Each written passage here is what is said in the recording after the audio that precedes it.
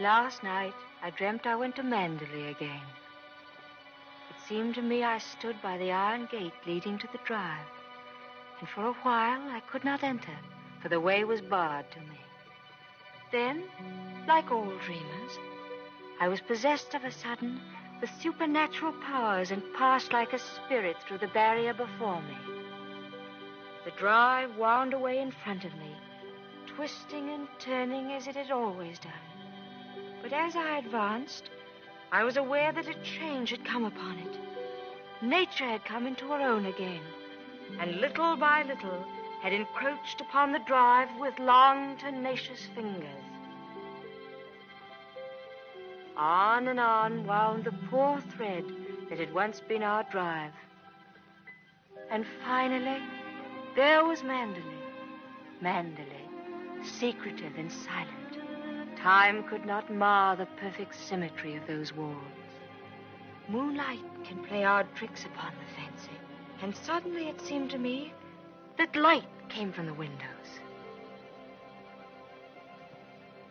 And then a cloud came upon the moon and hovered an instant like a dark hand before a face. The illusion went with it. I looked upon a desolate shell with no whisper of the past about its staring walls. We can never go back to Manderley again. That much is certain. But sometimes, in my dreams, I do go back to the strange days of my life, which began for me in the south of France.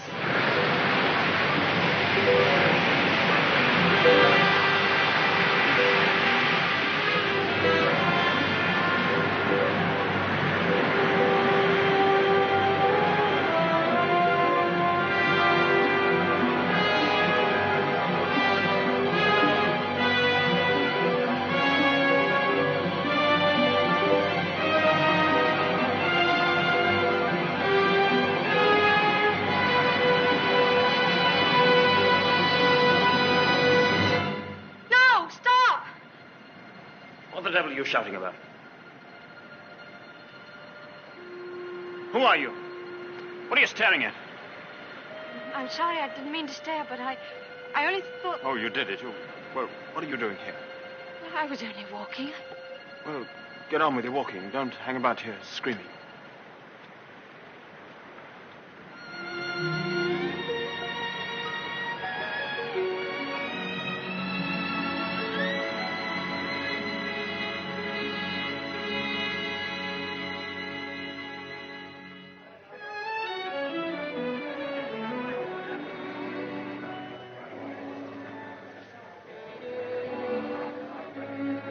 I'll never come to Monte Carlo out of season again. Not a single well-known personality in the hotel. Stone cold. Waiter, Gaston, call him. Tell him to get me some... Why, it's Max de Winter. How do you do?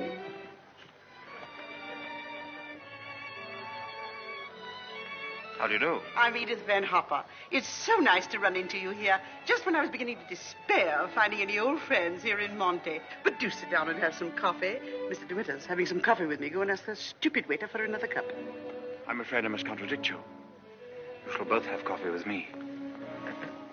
Gaston, give me some coffee, please. Cigarette? No, thank you. You know, I recognized you just as soon as you came in, though I haven't seen you since that night at the casino at Palm Beach. Perhaps you don't remember an old woman like me. Are you playing the tables much here at Monte? No, I'm afraid that sort of thing ceased to amuse me years ago. I can well understand that. As for me, if I had a home like Manderley, I should certainly never come to Monte.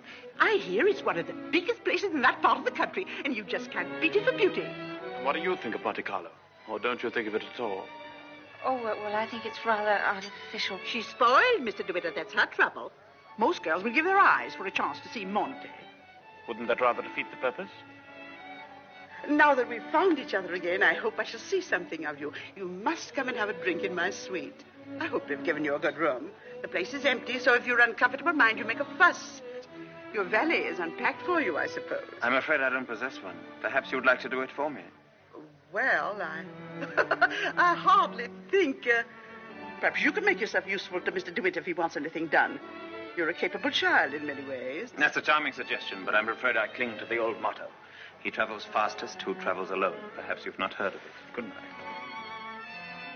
What do you make of that? Do you suppose that sudden departure was intended to be funny? Come, don't sit there gawking. Let's go upstairs. Have you got the key? Yes, Mrs. Van Hopper. I remember when I was younger, there was a well-known writer who used to dart down the back way whenever he saw me coming. I suppose he was in love with me and wasn't quite sure of himself. Well, c'est la vie. By the way, my dear, don't think that I mean to be unkind, but you were just a teeny-weeny bit forward with Mr. De Winter. Your effort to enter the conversation quite embarrassed me, and I'm sure it did him. Men loathe that sort of thing.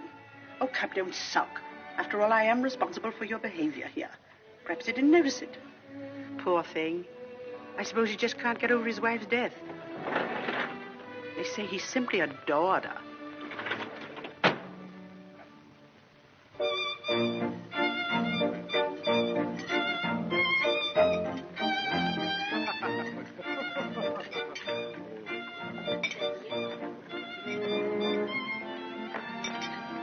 Louis, go ahead, come.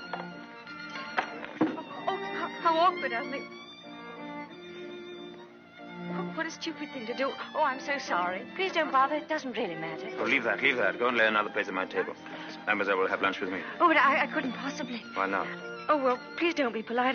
It's very kind of you, but I'll be all right if they just change the cloth. I wasn't being polite. I should have asked you to have lunch with me, even if we hadn't upset the vase so clumsily. Come along. We needn't talk to each other if we don't feel like it. Well, thank you very much.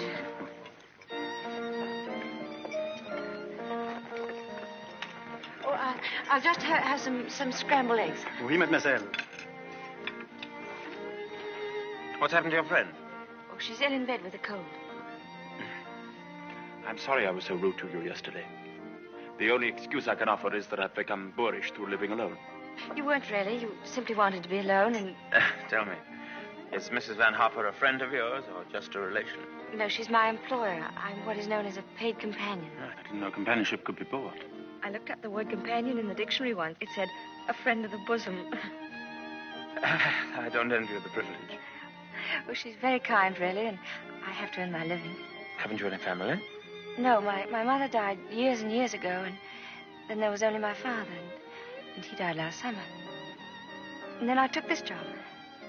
How rotten for you. Yes, it was rather, because, you see, we got on so well together. You and your father? Yes, he was a lovely person, very unusual. What was he? A painter. Ah, was he a good one? Well, I thought so, but people didn't understand him. Yes, that's often the trouble. He painted trees. At least it was one tree. You mean you painted the same tree over and over again? Yes, you see, he had a theory that if you should find one perfect thing or place or person, you should stick to it. Do you think that's very silly? Not at all. I'm a firm believer in that myself. And what did you find to do with yourself while he was painting his tree? Well, I sat with him and I sketched a little. I don't do it very well, though. Oh, you're going sketching this afternoon? Yes. Where? I haven't made up my mind. I'll drive you somewhere in the car. Oh, no, please, I didn't mean... Oh, nonsense. Finish up that mess and we'll get along. Thank you. It's very kind of you, but I'm not very hungry. Oh, come on. Eat it up like a good girl.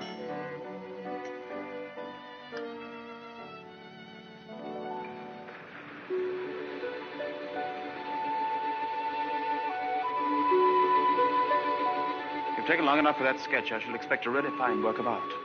Oh, no, don't look at it. It's not nearly good enough. But it can't be as bad as all that. Now, don't rub it all out. Let me see it first. Well, it's the perspective. I never can get it right. Let me see. Oh, dear. Tell me, is it the perspective that gives my nose that curious twist in the middle?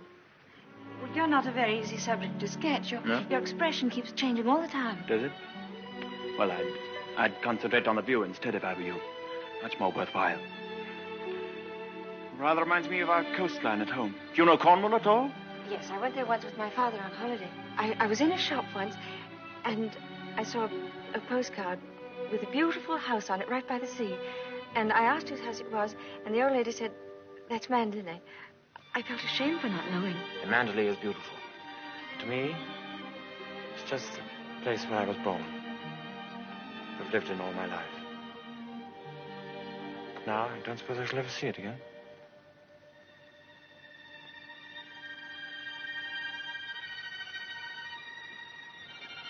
We're lucky not to be home during the bad weather, aren't we? I can't ever remember enjoying swimming in England till June, can you? The water's so warm here that I could stay in all day. There's a dangerous undertow, and there's a man drowned here last year. I never have any fear of drowning, have you?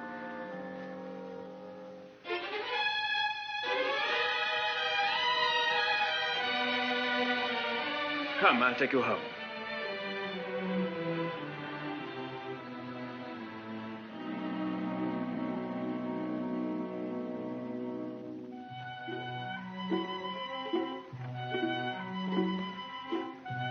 Oh, yes. I know Mr. DeWitt well. I knew his wife, too. Before she married, she was the beautiful Rebecca Hildreth, you know. She was drowned, poor dear, while she was sailing near Mandalay. He never talks about it, of course, but he's a broken man. I suppose I'd better have it. Wretched stuff. Give me a chocolate, quick. Oh, there you are. It's about time. Hurry up. I want to play some rummy.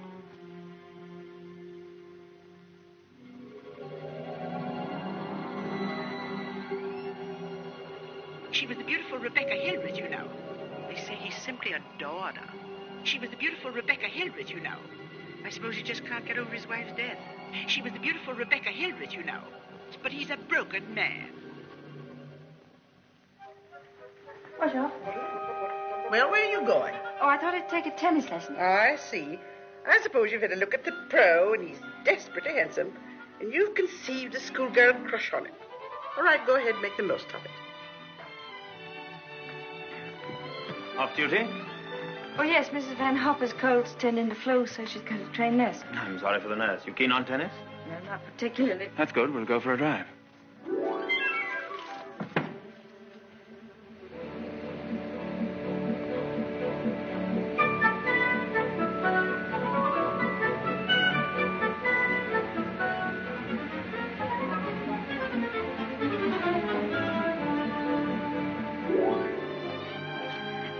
Good afternoon, Mrs. Van Hopper. How are you feeling? You got on rather well with him, didn't you? That pro must have been teaching you other things than tennis. Hurry up, I want you to make some calls. Wonder if Mr. DeWitt is still in the hotel.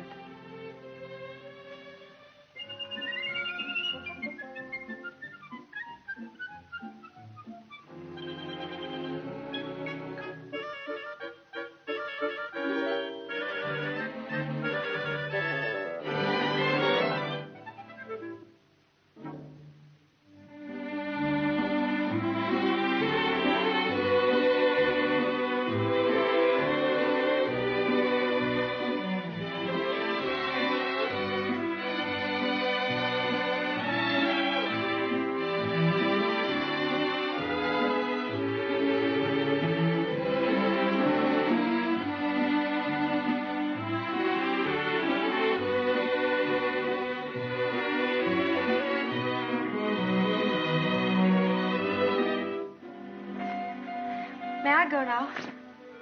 For the number of lessons you've had, you ought to be ready for Wimbledon. But this will be your last, so make the most of it. Trouble is, with me laid up like this, you haven't had enough to do. But I'm getting rid of that nurse today, and from now on, you'll stick to your job. Yes, Mrs. Van Hopper. Nurse, Yes, Miss Van Hopper? are you absolutely sure you left those messages for Mr. De Winter? Why, yes, madame. I simply can't believe it. He would most certainly have called me back. Oh, well, poor boy. I simply hate to see him so alone.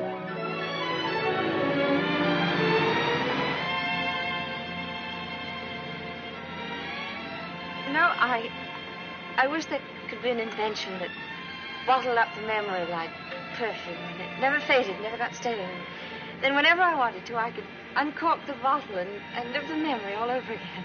And what particular moment in your young life would you want to keep? Oh, all of them. All these last few days. I feel as though I'd collected a whole shelf full of bottles. Sometimes, you know, those little bottles contain demons that have a way of popping out at you just as you're trying most desperately to forget.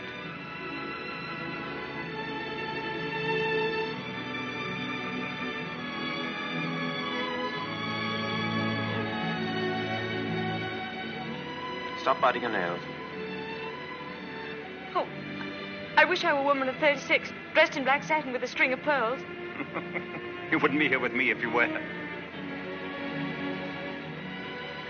Would you please tell me, Mr. De Winter, why you asked me to come out with you?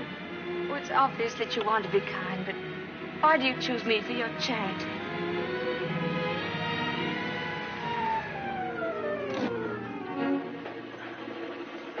I asked you to come out with me because I wanted your company.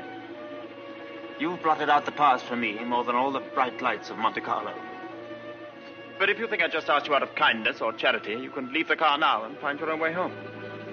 Go on, open the door and get out.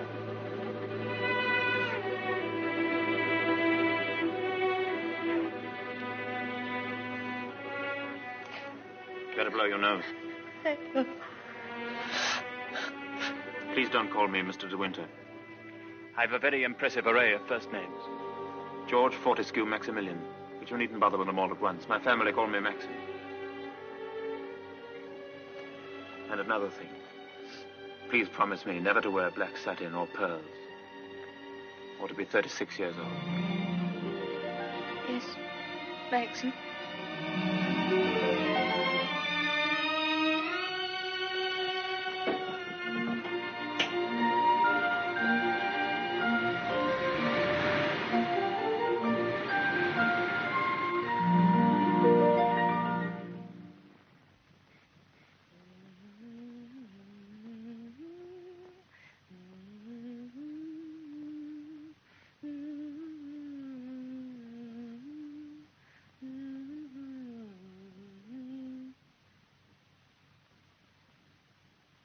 For the love of Pete. Come here. What do you think? My daughter's engaged to be married. Oh, really? How nice. We must leave for New York at once. Get reservations on the Aquitania, and we'll take the 12:30 train for Cherbourg. Hurry up and get in and maid to help with the packing. We've no time to waste. Go on and don't dawdle. Mr. De Winter, please. Oh, he's gone out riding. He won't be back till noon. Oh. Well, give me the porter, please.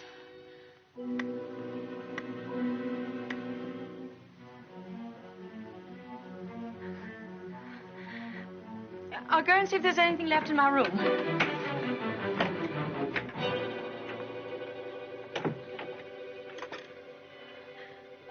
Has Mr. De Winter come in yet? Oh, he has. Would you connect me, please?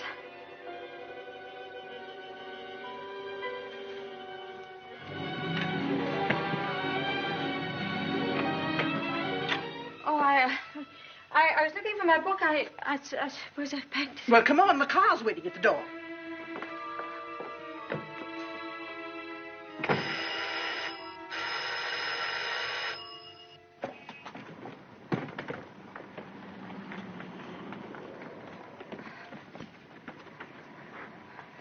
I'd like to leave a forwarding address if they happen to find that book. Would you ring Mr. De Winter, please? Yes, madame. 182.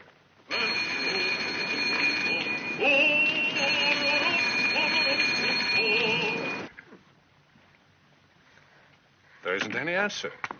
Thank you. Tell her to hurry up. Yes, madame.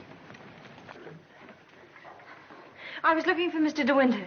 Mr. De Winter just ordered breakfast in his room, mademoiselle.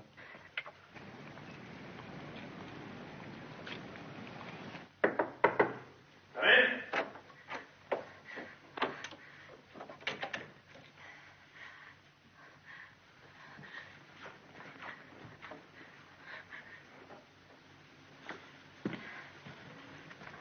Hello. What are you doing here? Anything the matter? I've come to say goodbye. We're going away. What on earth are you talking about? It's true. We're going now, and I was afraid I wouldn't see you again.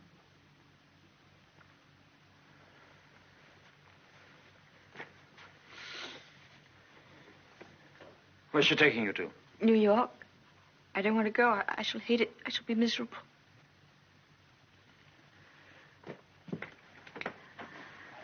I'll dress in here. I shan't be long. Which would you prefer? New York or Mandalay? Oh, please don't joke about it. Mrs. Van Hopper's waiting, and I'd better say goodbye now. I repeat what I said. Either you go to America with Mrs. Van Hopper, or you come home to Mandalay with me. You mean you want a secretary or something? I'm asking you to marry me, you little fool.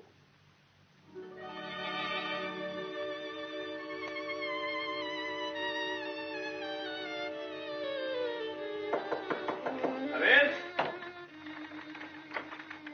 Is that my food? I'm famished. I didn't have any breakfast.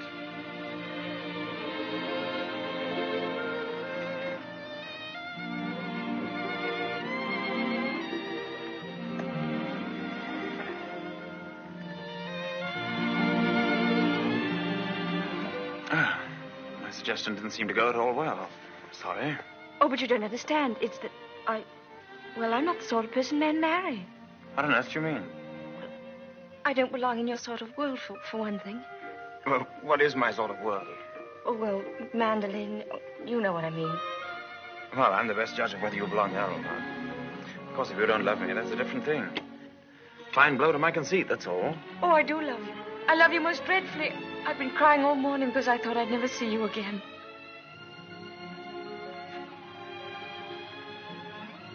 Bless you for that. I'll remind you of this one day. You won't believe me. It's a pity you have to grow up. Oh, now that's settled. You may pour me out some coffee. 2 lumps of sugar and some milk, please. Same with my tea, don't forget. Who's going to break the news to Mrs. Van Hopper? Shall you or shall I? Oh, you tell her. She'll be so angry. What's the number of her room? Oh, she's not there. She's downstairs in the car. Hello? Give me the date, please. Hello? You'll find Mrs. Van Hopper waiting outside in her car. Would you ask her with my compliments if she'd very kindly come up and see me in my room? Yes, in my room. Mr. De Winter says, please, for you to come up to his room. Mr. De Winter? Why, certainly.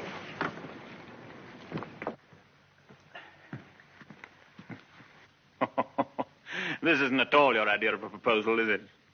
It should be in a conservatory. You in a white frock with a red rose in your hand, and a violin playing in the distance, and I should be making violent love to you behind a palm tree. Poor darling.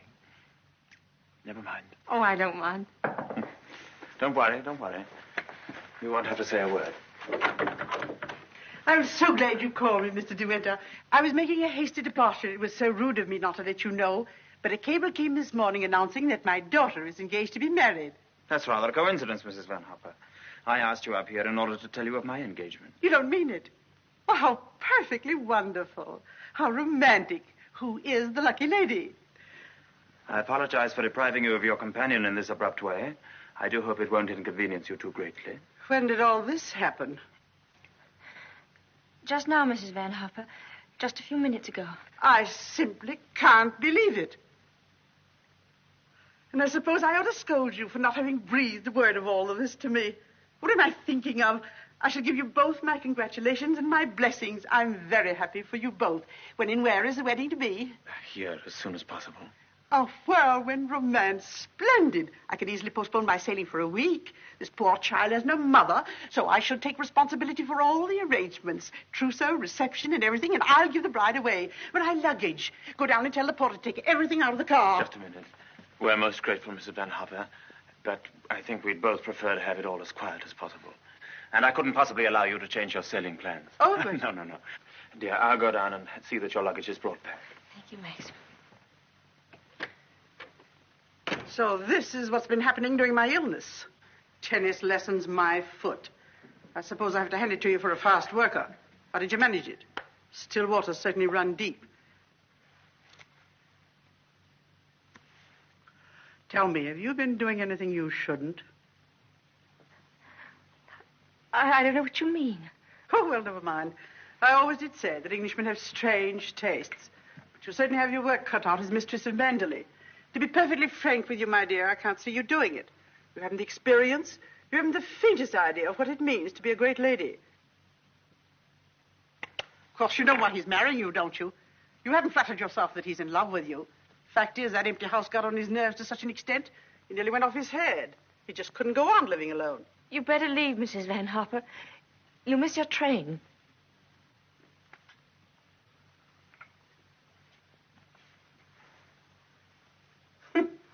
Mrs. De Winter. Goodbye, my dear, and good luck.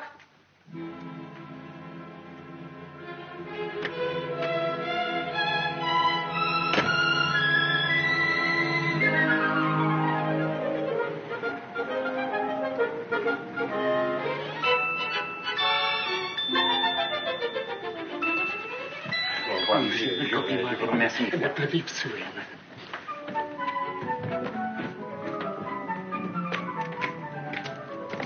Monsieur, vous avez oublié votre carnet de mariage. Oh, he says I've forgotten the proof that we're married. Oh, good heavens.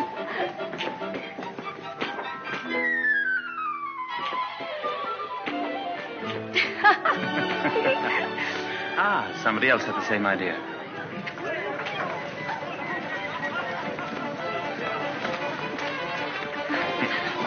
Isn't she sweet? Yes. You'd have liked a bridal veil, wouldn't you? Or at least... Madame, combien ça fait? Tu le tout. Je vous remercie. Yes. Oh, Max, are lovely. Oh, perfectly lovely. Oh, perfectly lovely.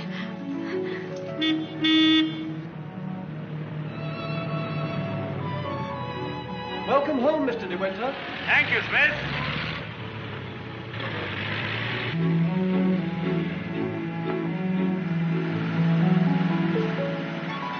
Cold, darling? Yes, just a little bit. There's no need to be frightened, you know. Just be yourself and they'll all adore you.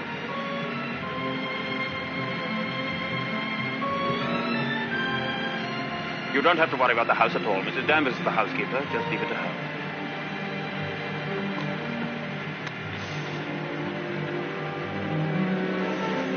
Hello. Starting to rain. Better hurry up.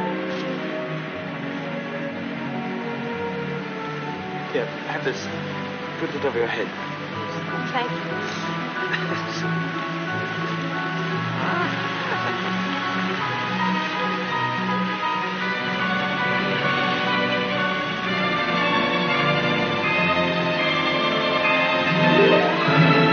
That's it. That's Manderley.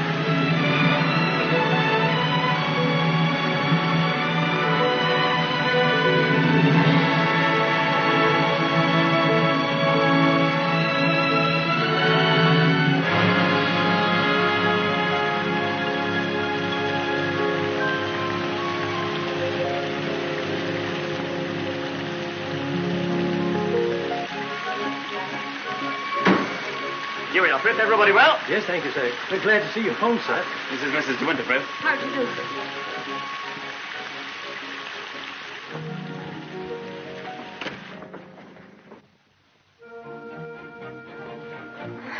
I didn't expect the whole staff to be in attendance. Mr. Danvers' orders, sir. Oh. Sorry about this. Won't take long.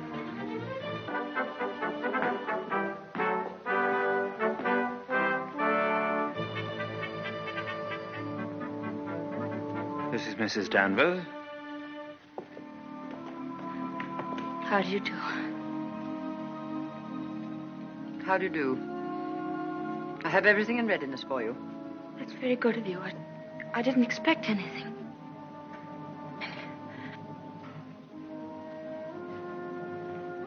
I think we'd like some tea, Frith. Ready in the library, sir.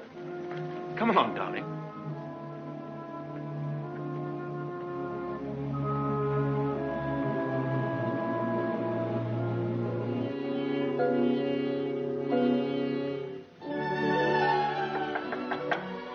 Oh, Maxim, come in. Oh, good evening, Mrs. Danvers. Good evening, madam.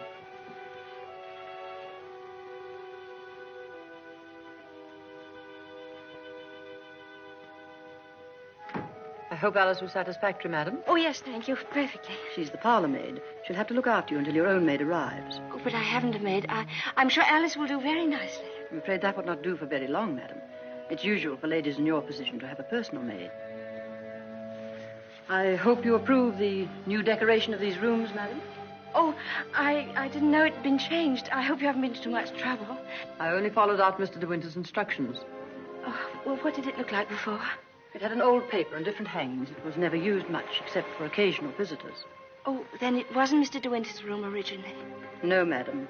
He's never used the east wing before. Of course, there's no view of the sea from here. The only good view of the sea is from the west wing. The room's very charming, and I'm sure I'll be comfortable. If there's anything you want done, madam, you have only to tell me. I suppose you've been at Manderley for many years, longer than anyone else. Not so long as Frith. He was here when the old gentleman was living, when Mr. De Winter was a boy. Oh, I see, and you didn't come till after that. I came here when the first Mrs. De Winter was a bride.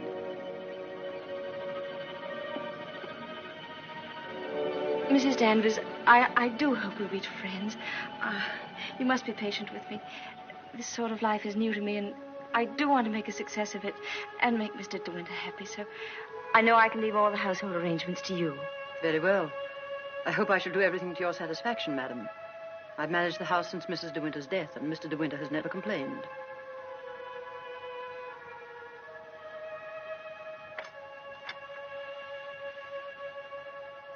I think I'll go downstairs now.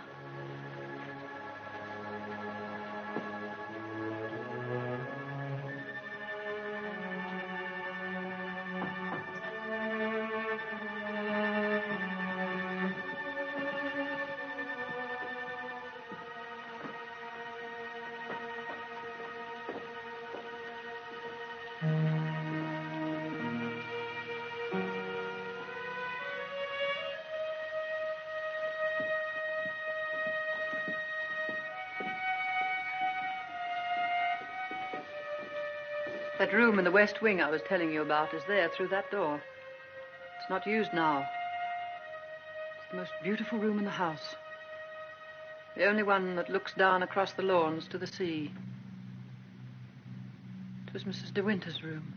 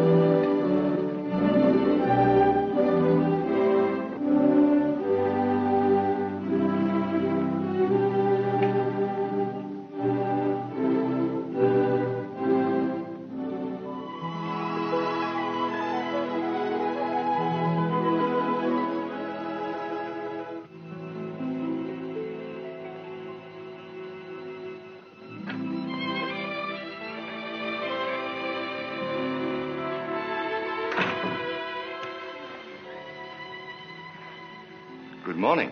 Good morning. You're Mrs. De Winter, aren't you? Yes. My name's Crawley. I manage the estate for Maxim. Awfully glad to meet you. There's a fearful lot of stuff piled up while Maxim was away. Yes, I'm sure there must have been. I do wish I could help with some of it. Oh, no. Frank never allows anybody to help him. He's like an old mother hen with his bills and rents and taxes. Come on, Frank, we must go over these estimates. I'll get my papers.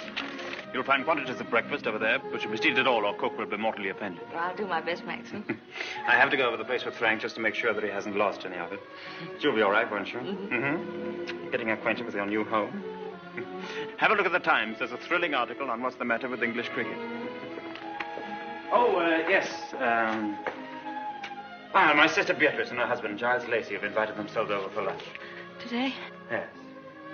I suppose the old girl can't wait to look you over. You'll find her very direct. If she doesn't like you, she'll probably tell you so to your face. Don't worry, darling. I'll be back in time to protect you from her. Goodbye, darling. Goodbye, Maxim. Goodbye. Goodbye.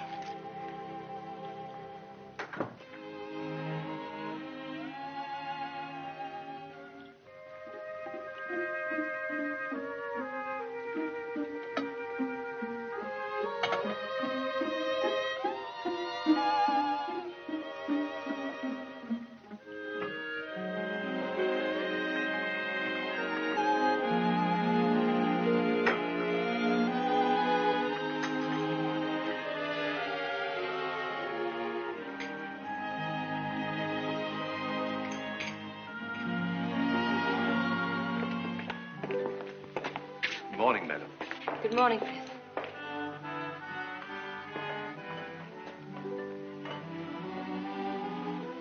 Isn't there anything I could get for you, madam? Oh, no, thank you, Frith. I'm really not very hungry. Thank you. The paper, madam. Oh, yes, thank you, Frith.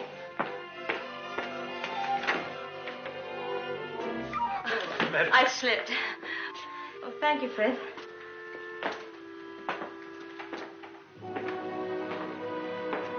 It's big, isn't it? Yes, madam. Mandalay is a big place. This was the banquet hall in the old days.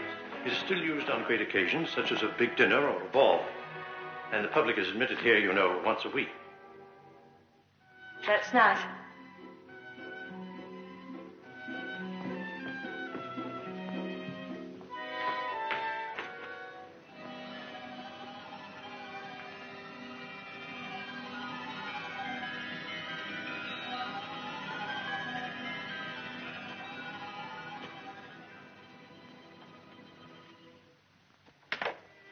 I beg pardon, madam. I'm afraid the fire is not usually lit in the library until the afternoon.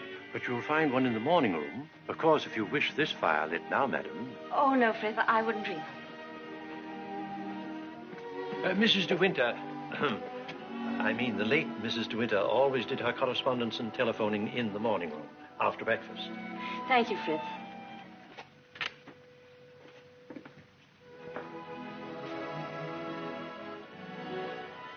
Is anything wrong, madam? Oh, no. Which way is the morning room? Oh, it's that door there, on the left. Oh, yes, thank you.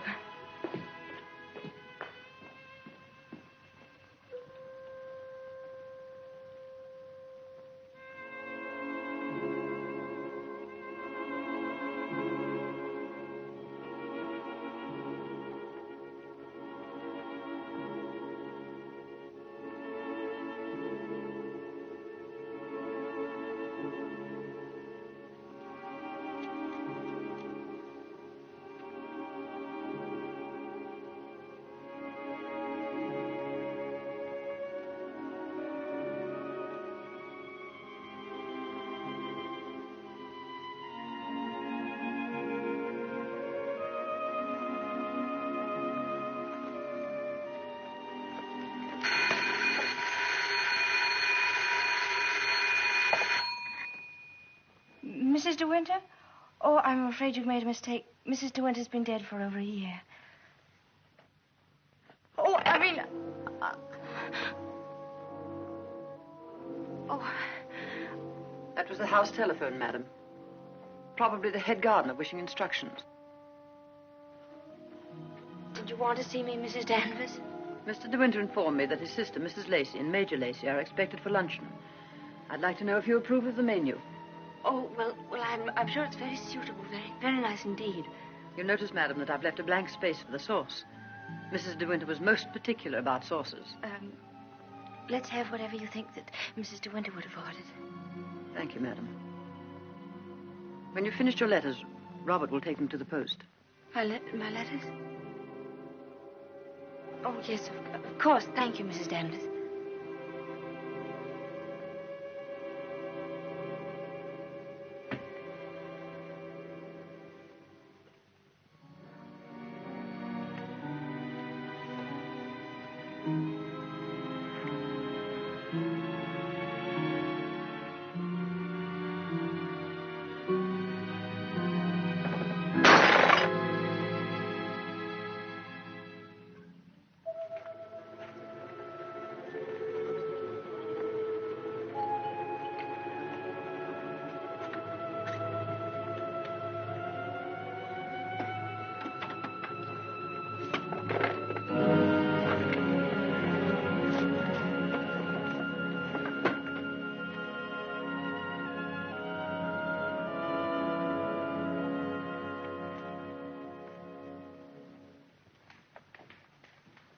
How are you, Frith?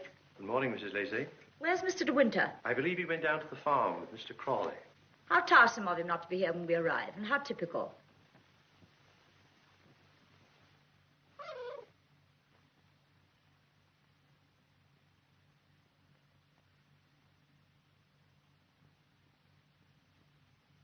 I must say old Danvers keeps the house looking lovely. She certainly learnt that trick of arranging flowers from Rebecca. I wonder how she likes it now, being ordered about by an ex-chorus girl. Now, where on earth did you get the idea she's an ex-chorus girl? He picked her up in the south of France, didn't he? What if he did? Well, I mean to say, there you are.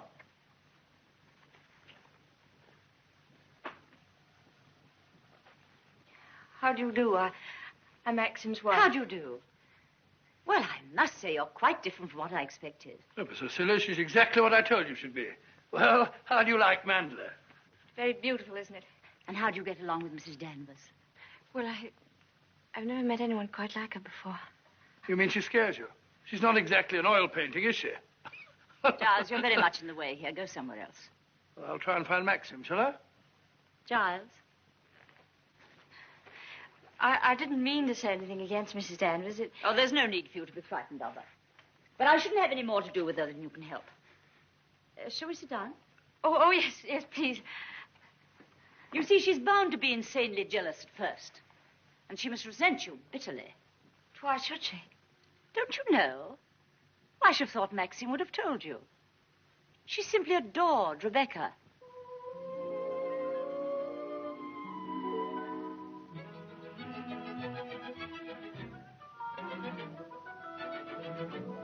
How are you, Robert? Quite well, thank you, madam. Still having trouble with your teeth?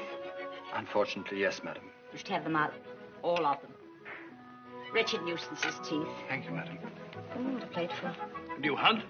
No, I don't. I'm afraid I don't even ride. Oh, have to ride down here. We all do. Which do you ride, side saddle or astride? Oh, yes, of course, I forgot you don't, do you? You must. Nothing else to do down here.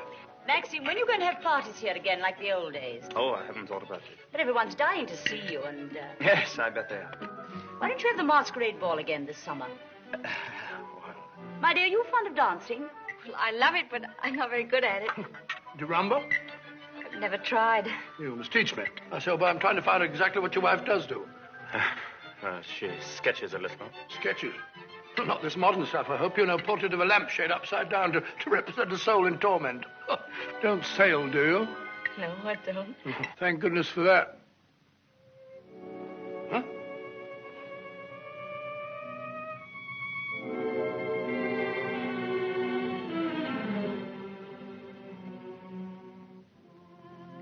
You're very much in love with Maxim, aren't you? Yes, I can see you are. Don't mind my saying so, but why don't you do something about your hair? Why don't you have it cut or sweep it back behind your ears? Oh, no, that's worse. What does Maxim say about it? Does he like it like that? Well, he never mentions it. Oh, well, don't go by me. I can see by the way you dress you don't care a hoot how you look. But I wonder Maxim hasn't been at you. He's so particular about clothes. I don't think he ever notices what I wear. Oh, well, he must have changed a lot then. You mustn't worry about old Maxim and his moods. One never knows what goes on in that quiet mind of his. Often he gets into a terrible rage. And when he does... But I don't suppose he'll lose his temper with you. You seem such a placid little thing. Come on, old girl. We've got to be on the first tee at 3 o'clock. All right, I'm coming. Oh, goodbye, Maxim, old boy. Goodbye, Giles. Thanks for coming, old boy. Goodbye, my dear. Forgive me for asking you so many rude questions. We both really hope you'll be very happy. Thank you, Beatrice. Thank you very much. And I must congratulate you upon the way Maxim looks. We were very worried about him this time last year. But then, of course, you know the whole story. Goodbye, Beatrice. Goodbye, old boy.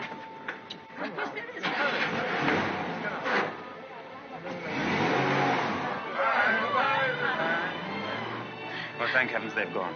Now we can have a walk about the place. Looks as though we might have a shower, but you won't mind that, will you? No, but wait a minute. I'll go upstairs and get a coat. There's a heap of mackintoshes in the flower room. Robert, run and get a coat from the flower room for Mrs. De Winter, will you? What do you think of Beatrice? Oh, I liked her very much, but she kept saying that I was quite different from what she expected. What the devil did she expect? Oh, someone smarter and more sophisticated, I'm afraid. Oh. Do you like my hair? Your hair? Yes, of course I do. What's the matter with it? Oh, I don't know. I just wondered. Funny you are. Thank you. Do I have to put it on? Yes, certainly. Can't be too careful with children. Come on, Jasper. Come and take some of that fat off.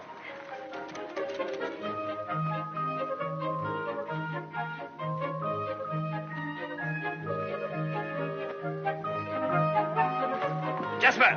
Here, not that way. Come here. Where does that lead to?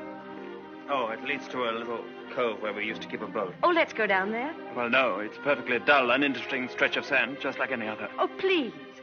Well, all right, we'll walk down and take a look if you really want to.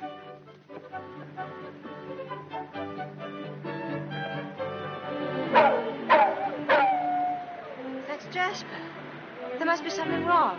Perhaps he's hurt himself. No, he's all right. Leave him alone. Don't you think I'd better go and see? Don't bother about him, I tell you. He can't come to any harm. He'll find his own way back.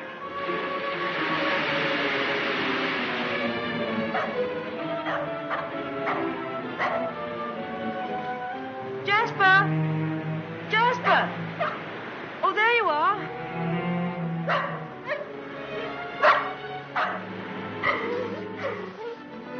What do you want in there, Jasper? Come on. Let's go home. Jasper!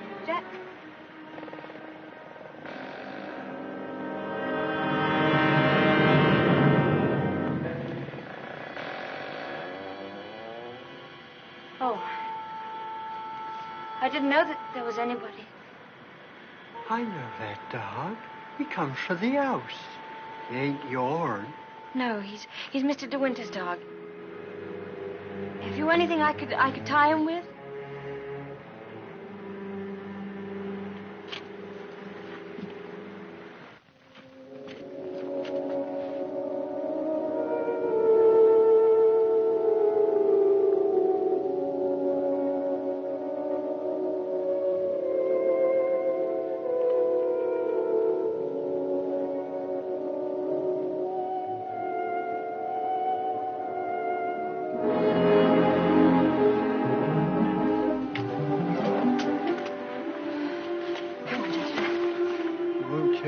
You saw me in there, will you? Don't you belong on the estate? I wasn't doing nothing. I was just putting my shells away. She's gone in the sea, ain't she? She'll never come back no more. No, she'll never come back. Come on, Jasper.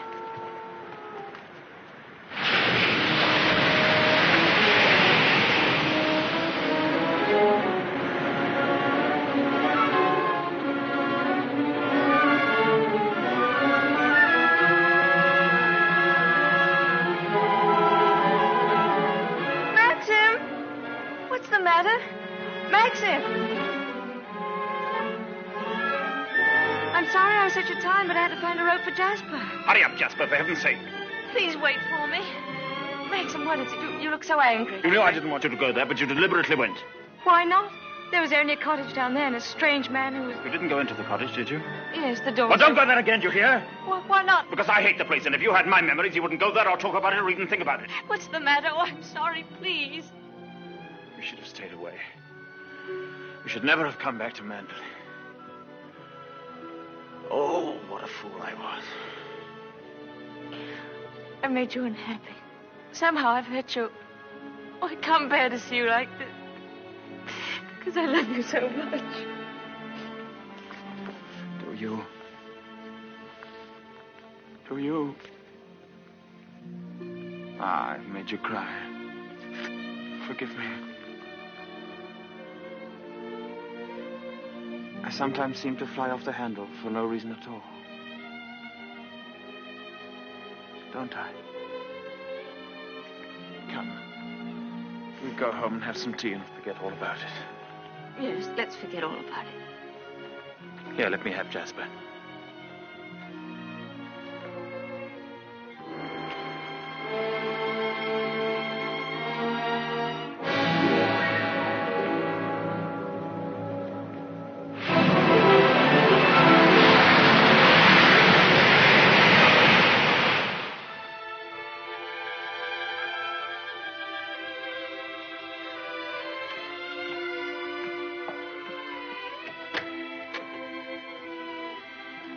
Come in. Oh, please don't get up, Mr. Crawley.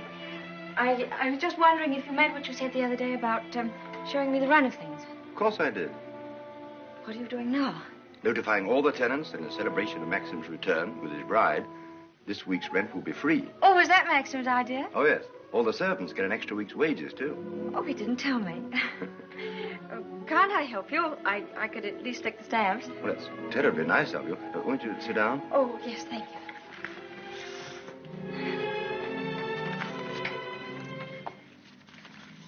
I was down at the cottage on the beach the other day. There was a man there, a queer sort of person.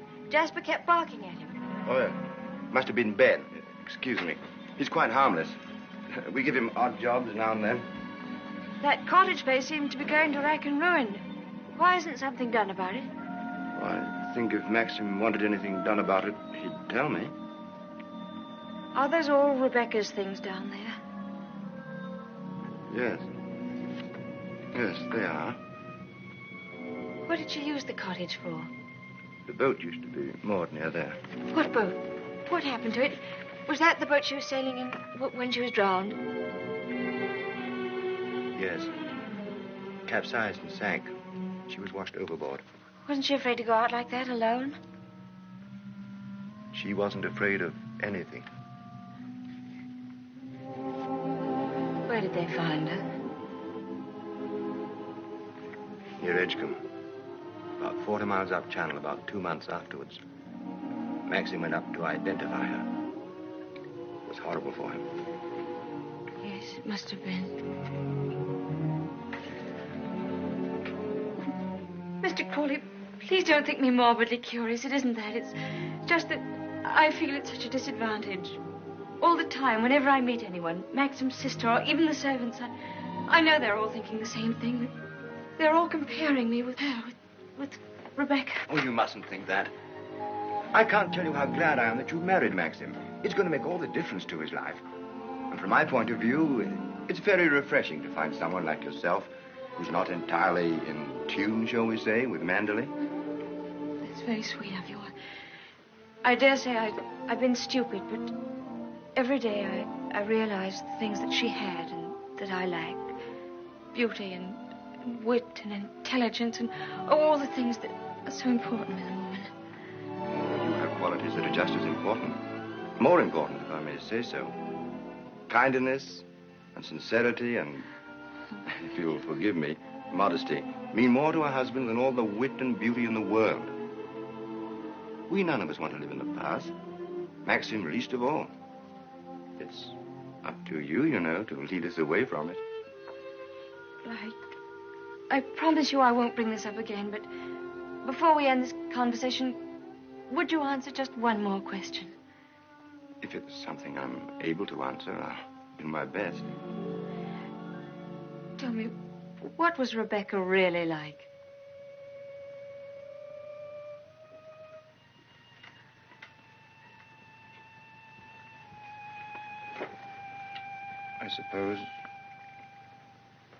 I suppose she was the most beautiful creature I ever saw.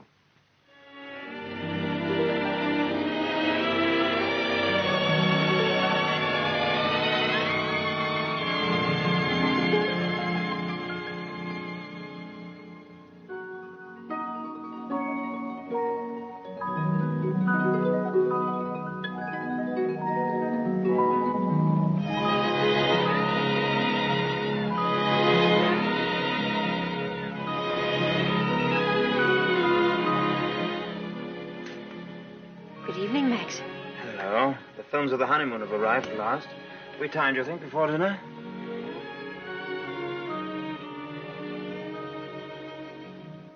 What on earth have you done to yourself? Oh, nothing. I just ordered a new dress from London. I hope you don't mind. Oh, no. Well, do you think that sort of thing's right for you? It doesn't seem your type at all. I thought you'd like it. And what have you done to your hair? Oh, I see. Oh, dear, oh, dear, oh, dear. I'm sorry. You look lovely, lovely. It's very nice for a change. Shall we see these pictures? Yes, I'd love to see them.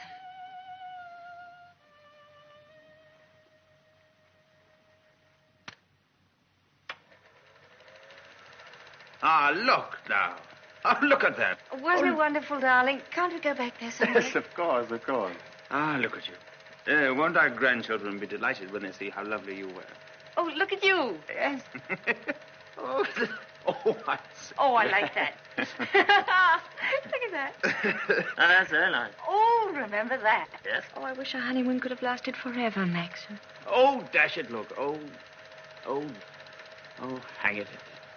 Threaded it up wrong as usual or something. Yes, Frith, what is it? Excuse me, sir. May I have a word with you? Yes. Come in. It's about Robert, sir. There's been a slight unpleasantness between him and Mrs. Danvers. Oh, dear. Robert is very upset. Oh, this is trouble. What is it? It appears that Mrs. Danvers has accused Robert of stealing a valuable ornament from the morning room. Robert denies the accusation most emphatically, sir. What was the thing, anyway? China Cupid, sir. Oh, dear, that's one of our treasures, isn't it? Well, tell Mrs. Danvers to get to the bottom of it somehow and tell her I'm sure it wasn't Robert. Very good, sir. Why do they come to me with these things? That's your job, sweetheart. Maxim, I wanted to tell you, but, well, I forgot. The fact is, I broke the China Cupid. You broke it? Now, why on earth didn't you say something about it when Frith was here?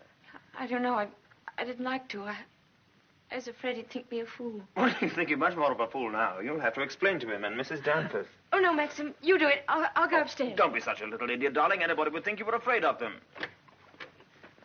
It was all a mistake, Mrs. Danvers. Apparently, Mrs. De Winter broke the cupid herself and forgot to say anything about it.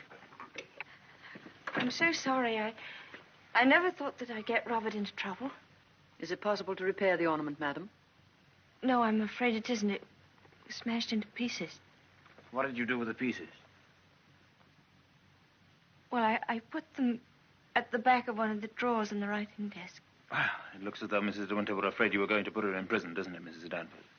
Well, never mind. Do what you can to find the pieces, see if they can be mended, and above all, tell Robert to dry his tears. I shall apologize to Robert, of course. Perhaps if such a thing happens again, Mrs. De Winter will tell me personally. Yes, all right. Thank you, Mrs. Danvers.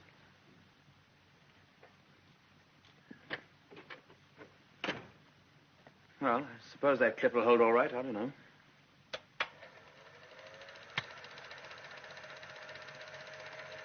I'm awfully sorry, darling. It was very careless of me.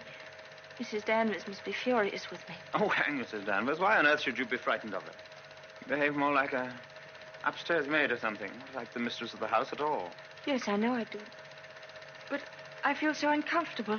I try my best every day, but it's very difficult with people looking me up and down as if I were a prize cow. Well, what does it matter if they do? You must remember that life at Mandel is the only thing that interests anybody down here. What a slap in the eye must have been to them then. I suppose that's why you married me. Because you knew I was dull and gauche and inexperienced, and there could never be any gossip about me. Gossip? What do you mean? I don't know. I just said it for something to say. Don't look at me like that. Maxim, what's the matter? What have I said?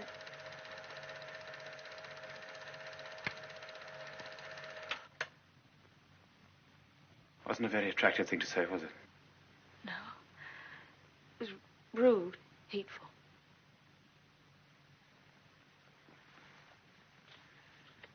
I wonder if I did a very selfish thing in marrying you. How do you mean? I'm not much of a companion to you, am I? You don't get much fun, do you? You ought to have married a boy. Someone of your own age. Maxim, why do you say this? Of course we're companions. Are we? I don't know. I'm very difficult to live with. No, you're not difficult. You're easy, very easy. Our marriage is a success, isn't it? A great success? We're happy, aren't we? Terribly happy.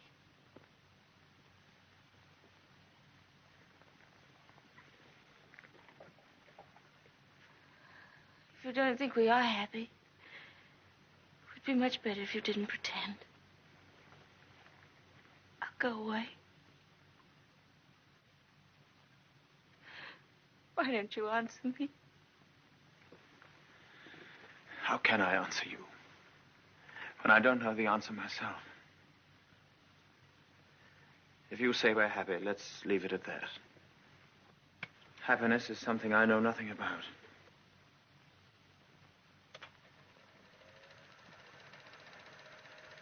Oh, look. There's the one when I left the camera running on the tripod, remember?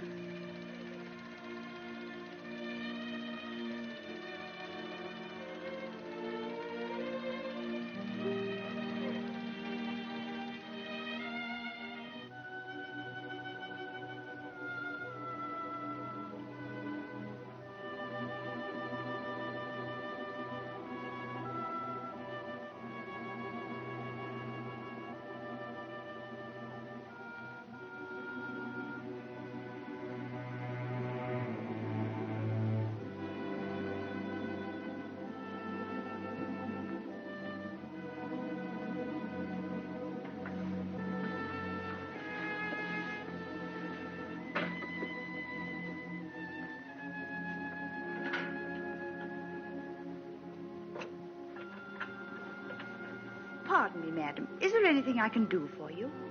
I'm all right, Hilda. Thank you very much. I'll bring the sandwiches immediately, madam.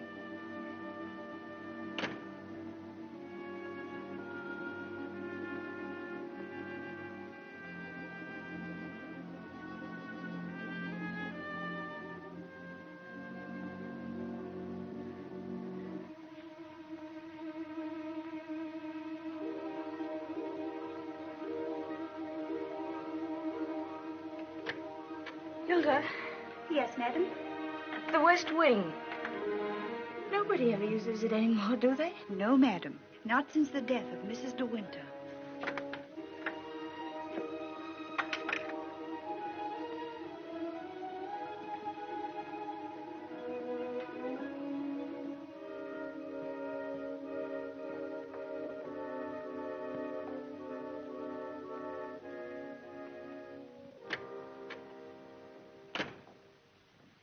Come along, Mr. Jack, or someone may see you. Well, Danny, old Harvey, it's been good to see you again. I've been simply breathless to pick up all the news. I really don't think it's wise for you to come here, Mr. Jack. Jasper, come here. Oh, nonsense, nonsense. It's just like coming back home. Quiet, Mr. Jack. Yes, and we must be careful not to shock Cinderella, mustn't we? She's in the morning room. If you leave through the garden door, she won't see you. I must say I feel a little like the poor relation sneaking around through back doors. Well, toodaloo, Danny. Goodbye, Mr. Jack. And please be careful.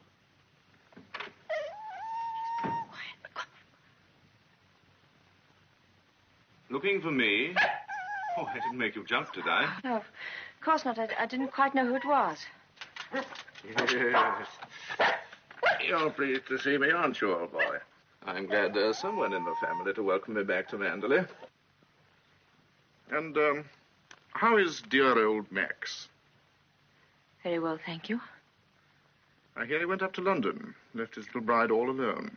It's too bad. Isn't he rather afraid that somebody might come down and carry you off?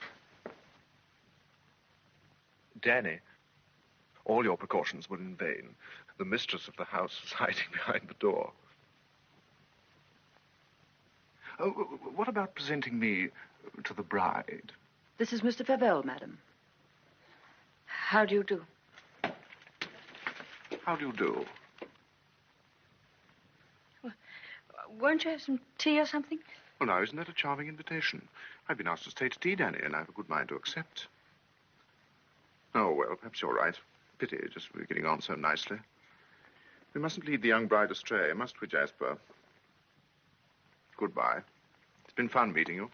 Oh, and by the way, it would be very decent of you if you didn't mention this little visit to your revered husband. He doesn't exactly approve of me. Very well. That's very sporting of you. I wish I had a young bride of 3 months waiting for me at home. I'm just a lonely old bachelor. Fare thee well. Oh, and I know what was wrong with that introduction. Danny didn't tell you, did she? I am Rebecca's favorite cousin. Toodaloo.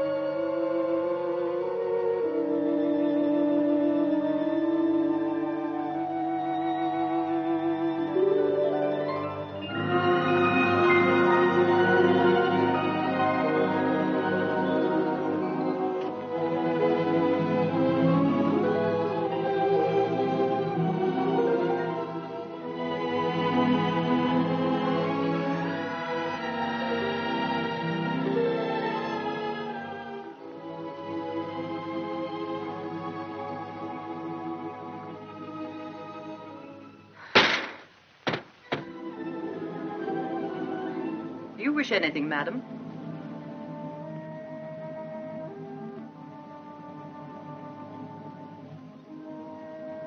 I didn't expect to see you, Mrs. Danvers. I noticed that the window wasn't closed, and I came up to see if I could fasten it. Why did you say that? I closed it before I left the room. You opened it yourself, didn't you? You've always wanted to see this room, haven't you, madam? Why did you never ask me to show it to you? I was ready to show it to you every day.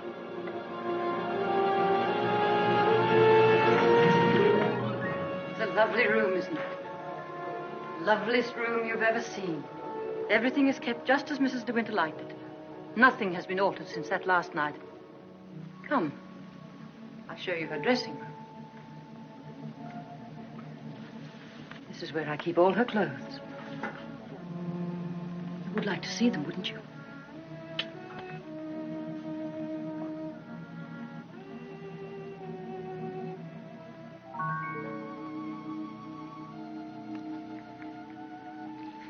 Feel this. It was a Christmas present from Mr. De Winter. He was always giving her expensive gifts the whole year round. I keep her underwear on this side. They were made specially for her by the nuns in the convent of St. Clair. I always used to wait up for her, no matter how late. Sometimes she and Mr. De Winter didn't come home until dawn. While she was undressing, she'd tell me about the party she'd been to. She knew everyone that mattered. Everyone loved her. When she'd finished her bath, she'd go into the bedroom and go over to the dressing table.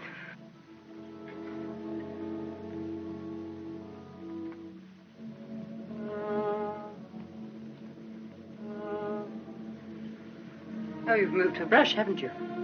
There, that's better. Just as she always laid it down. Come on, Danny. Hair drill, she would say.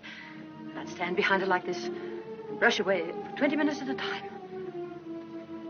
And then she would say, "Good night, Danny," and step into her bed.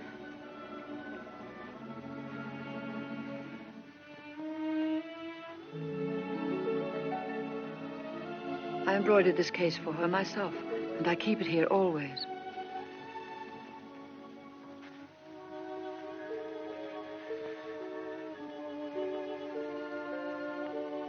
Did you ever see anything so delicate?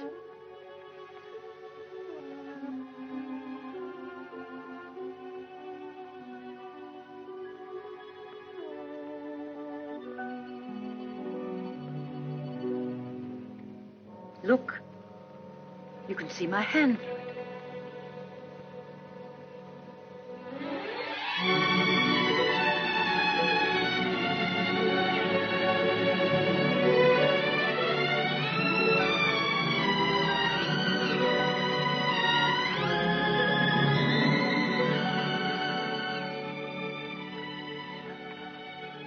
You wouldn't think she'd been gone so long, would you? Sometimes when I walk along the corridor, I fancy I hear her just behind me. Like a quick, light step. I couldn't mistake it anywhere. It's not only in this room. It's in all the rooms in the house. I can almost hear it now. Do you think the dead come back and watch the living? I don't believe it. Sometimes. I wonder if she doesn't come back here to Manderley. Watch you and Mr. De Winter together.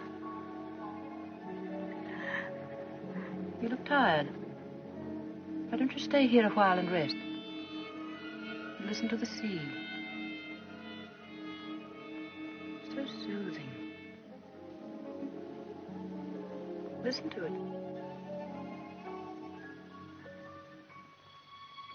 Listen. Listen to the sea.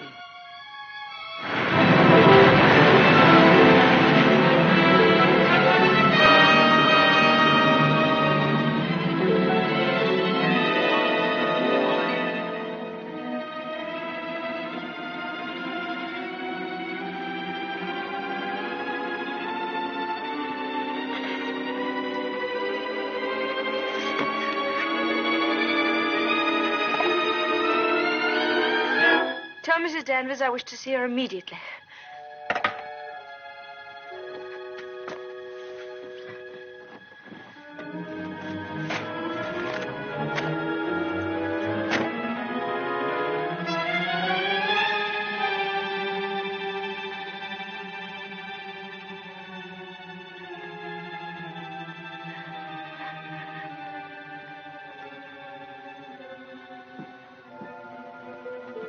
You sent for me, madam? Yes, Mrs. Danvers. I want you to get rid of all these things. These are Mrs. De Winter's things. I am Mrs. De Winter now. Very well, I'll give the instructions. Just a moment, please. Mrs. Danvers, I intend to say nothing to Mr. De Winter about Mr. Favel's visit. In fact, I prefer to forget everything that happened this afternoon.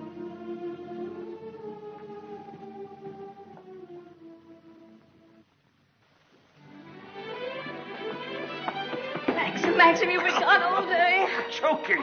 Oh. Well. What have you been doing with yourself? Oh, I've been thinking. Oh, what do you want to do that for? Oh, come in here and I'll tell you. Darling, could we have a costume ball, just as you used to? Now, what put that into your mind? Has Beatrice been at you?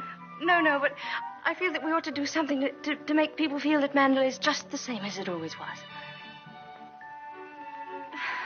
Oh, please, darling, could we?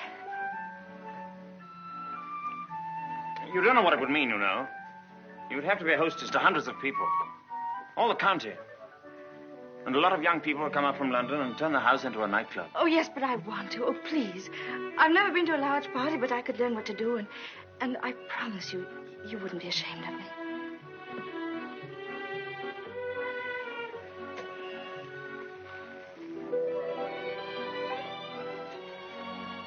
All right, if you think you'd enjoy it. You better get Mrs. Danvers to help you, hadn't you? No, I don't need Mrs. Danvers to help me. I can do it myself. All right, my sweet. Oh, thank you, darling. Thank you. Well, what do you go as? Oh, I never dress up. That's the one privilege I claim as the host. What will you be, Alice in Wonderland with that ribbon around your hair? No, I won't tell you. I'll design a costume all by myself and give you the surprise of your life.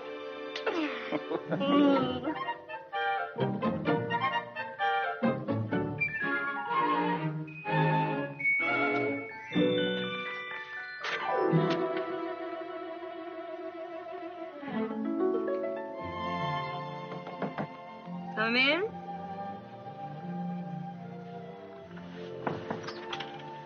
Robert found these sketches in the library, madam. Did you intend throwing them away? Yes, Mrs. Danvers, I did. They were just some ideas I was sketching for my costume for the ball. Hasn't Mr. De Winter suggested anything? No, I want to surprise him. I don't want him to know anything about it. I merely thought that you might find a costume among the family portraits that would suit you. Oh, you mean those at the top of the stairs? I'll go and look at them.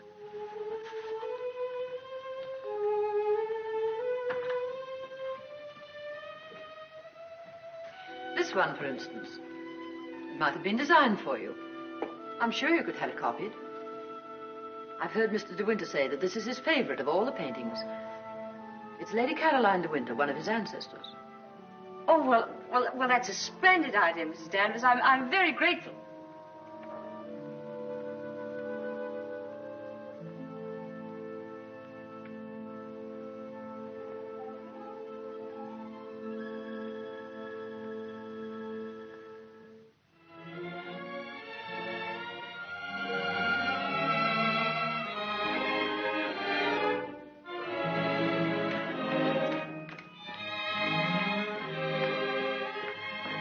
Everything under control, Frith? Yes, thank you.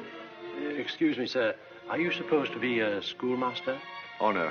This is just my old cap and gown. Certainly makes a very nice costume, sir. And economical, too. Yes, that was the idea.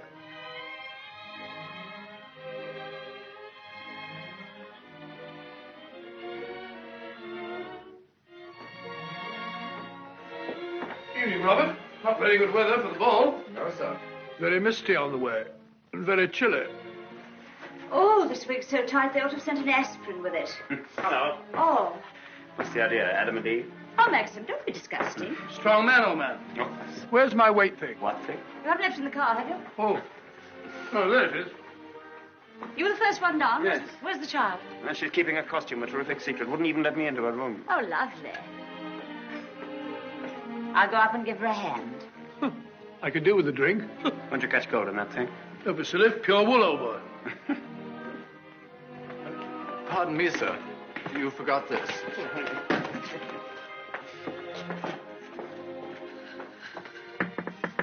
Here I am, dear. It's Bee. I've come to give you a hand. Oh, please don't come in, Beatrice. I don't want anyone to see my costume. Oh. Oh, well, you won't be long, will you? Because the first people will be arriving any moment.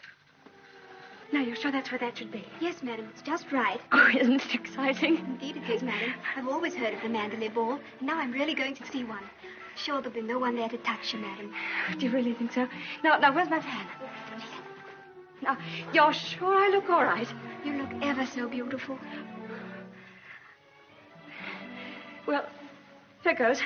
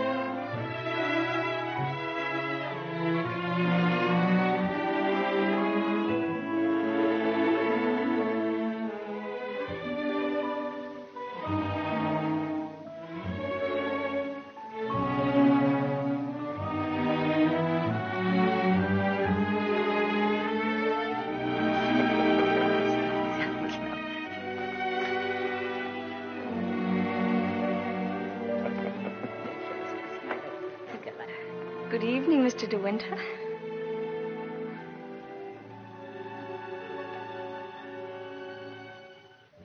What the devil do you think you're doing?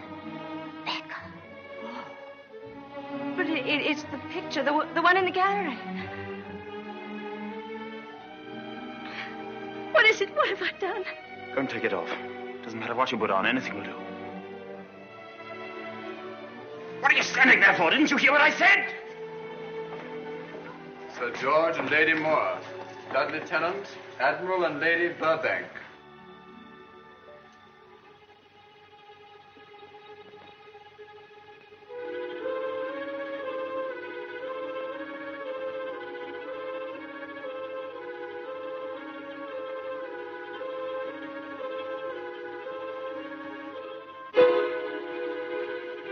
I watched you go down, just as I watched her a year ago.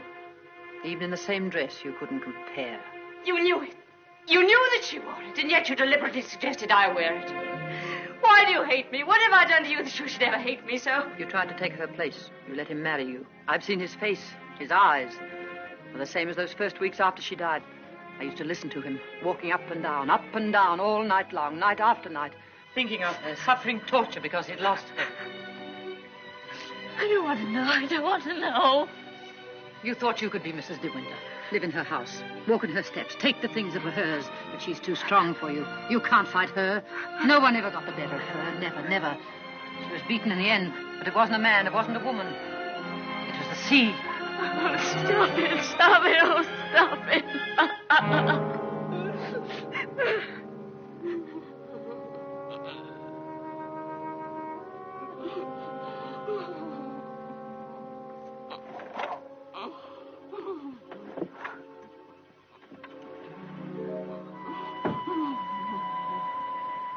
You're overwrought, madam. I've opened a window for you. A little air will do you good.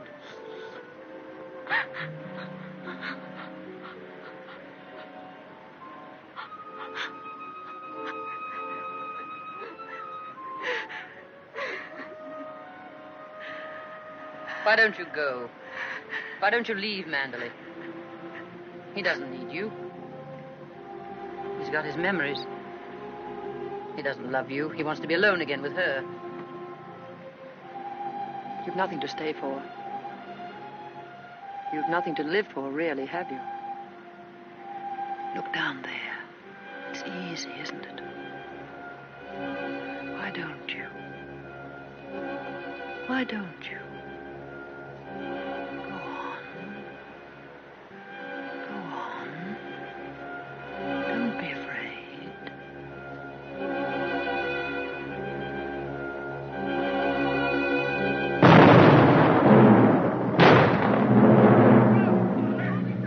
Shipwreck! Ship on the rocks!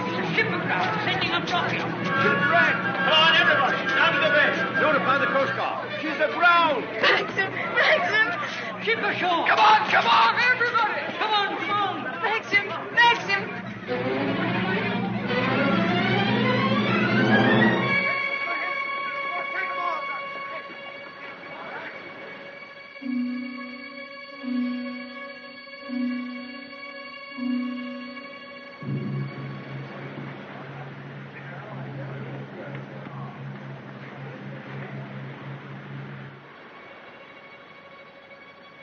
Oh! Ben, have you seen Mrs. De Winter anywhere? She won't come back, will she? You said so. Who, Ben? What do you mean? Ah, the other one.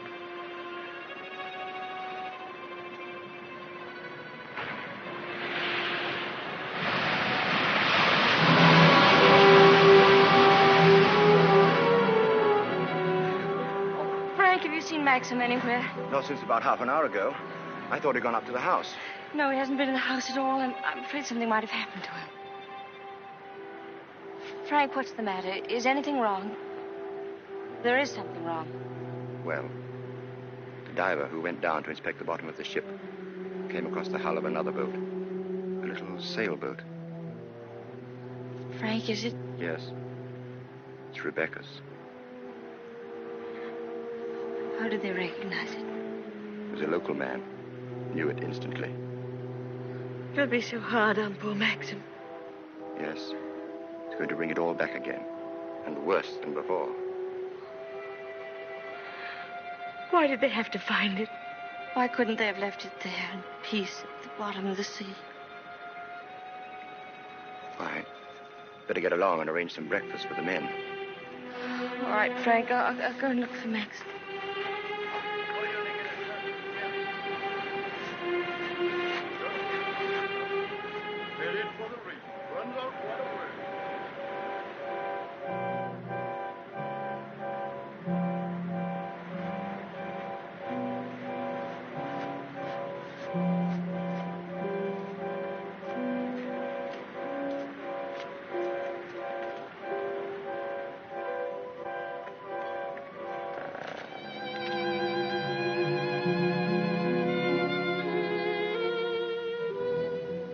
Hello.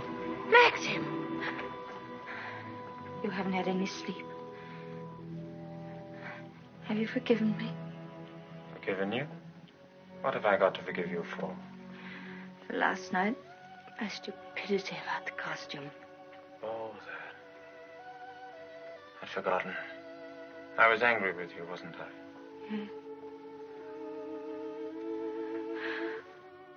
Maxim, can't we start all over again? I don't ask that you should love me. I won't ask impossible things. I'll be your friend, your companion. I'll be happy with that.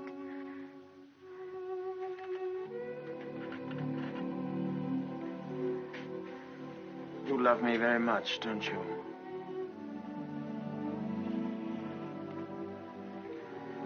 But it's too late, my darling.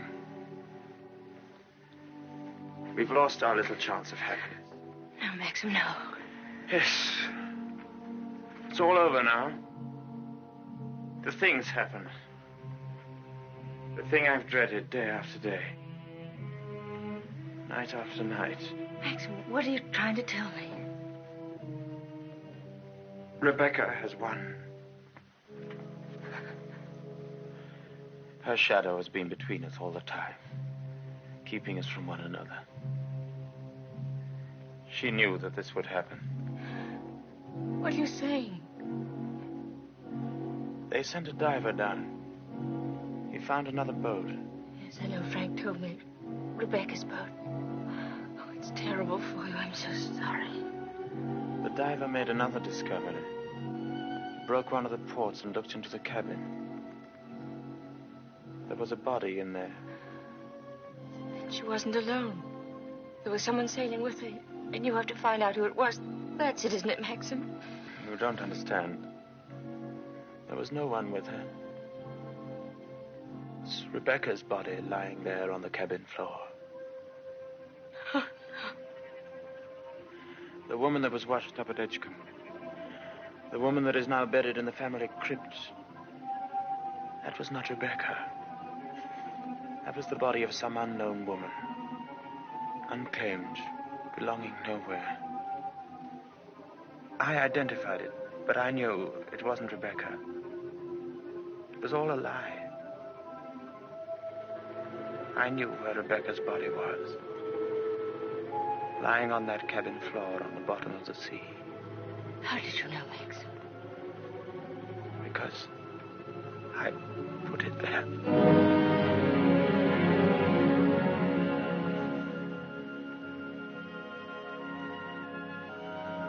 Will you look into my eyes and tell me that you love me now?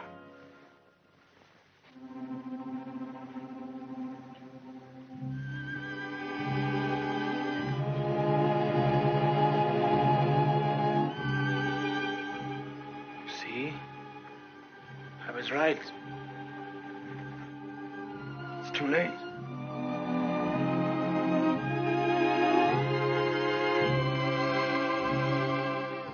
No, it's not too late. You're not to say that. I love you more than anything in the world. Oh, please, Maxim, kiss me, please. No. It's no use. It's too late. Oh, we can't lose each other now. We must be together always. No secrets, no shadows. We may only have a few days. A few hours. Maxim, why didn't you tell me before? Yeah, you did sometimes, but you never seemed close enough. How could we be close when I knew you were always thinking of Rebecca? How could I even ask you to love me when I knew you loved Rebecca still? What are you talking about? What do you mean? Whenever you touched me, I knew you were comparing me with Rebecca. Whenever you looked at me or spoke to me or walked with me in the garden, I knew you were thinking, this I did with Rebecca, and this, and this. Oh, it's true, isn't it? You thought I loved Rebecca? You thought that? I hated her.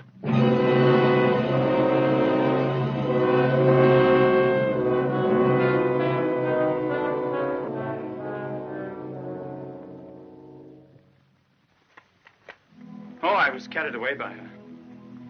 Enchanted by her, as everyone was. And when I was married, I was told I was the luckiest man in the world. She was so lovely, so accomplished, so amusing. She's got the three things that really matter in a wife, everyone said. Breeding, brains, and beauty. And I believed them completely. But I never had a moment's happiness with her. She was incapable of love, or tenderness, or decency. You didn't love her. You didn't love her. Do you remember that cliff where you first saw me in Monte Carlo? Well, I went there with Rebecca on our honeymoon. That was when I found out about her. 4 days after we were married. She stood there laughing, her black hair blowing in the wind, and told me all about herself. Everything. Things I'll never tell a living soul. I wanted to kill her. It would have been so easy. You remember the precipice? I frightened you, didn't I? You thought I was mad. Perhaps I was.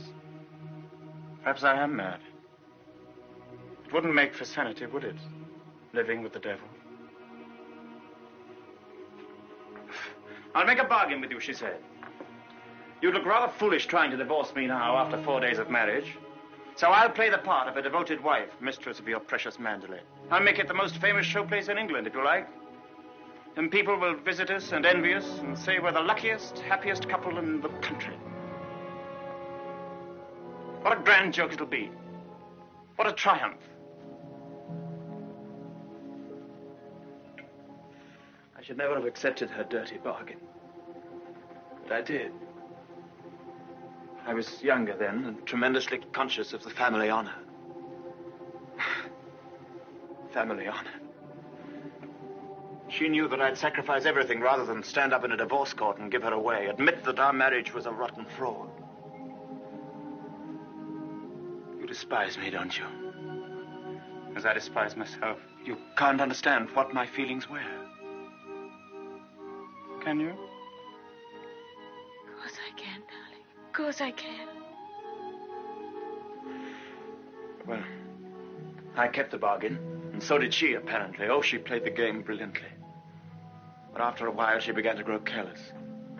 She took a flat in London, and she'd stay away for days at a time. Then she started to bring her friends down here. I warned her, but she shrugged her shoulders. What's it got to do with you, she said. She even started on Frank. Poor, faithful Frank. Then there was a cousin of hers, a man named Favell. Yes, I know him. Came the day you went to London. Why didn't you tell me? I didn't like to. I thought it would remind you of Rebecca. Remind me? As if I needed reminding. Favell used to visit her here in this cottage. I found out about it, and I warned her that if he came here again, I'd shoot them both. One night, when I found that she'd come back quietly from London, I thought that Favell was with her. And I knew then that I couldn't stand this life of filth and deceit any longer. I decided to come down here and have it out with both of them. But she was alone. She was expecting Favell, but he hadn't come. She was lying on the divan, a large tray of cigarette stubs beside her. She looked ill, queer. Suddenly she got up, started to walk toward me. When I have a child, she said, neither you nor anyone else could ever prove it wasn't yours. You'd like to have an heir, wouldn't you, Max, for your precious Manderley? And she started to laugh. How funny. How supremely, wonderfully funny. I'll be the perfect mother, just as I've been the perfect wife. No one will ever know. It ought to give you the thrill of your life, Max, to watch my son grow bigger day by day, and to know that when you die, Manderley will be his. She was face to face with me. One hand in her pocket, the other holding a cigarette. She was smiling. Well, Max, what are you going to do about it? Aren't you going to kill me? I suppose I went mad for a moment. I must have struck her. She stood staring at me. She looked almost triumphant. Then she started toward me again, smiling. Suddenly she stumbled and fell.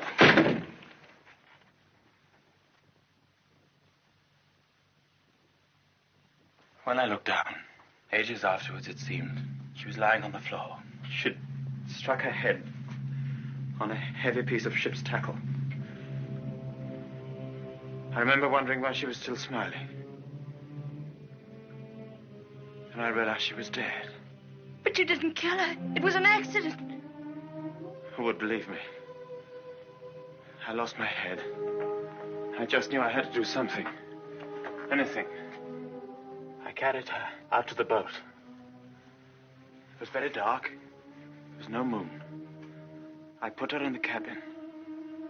When the boat seemed a safe distance from the shore, I took a spike and drove it again and again through the planking of the hull. I opened up the sea cocks and the water began to come in fast.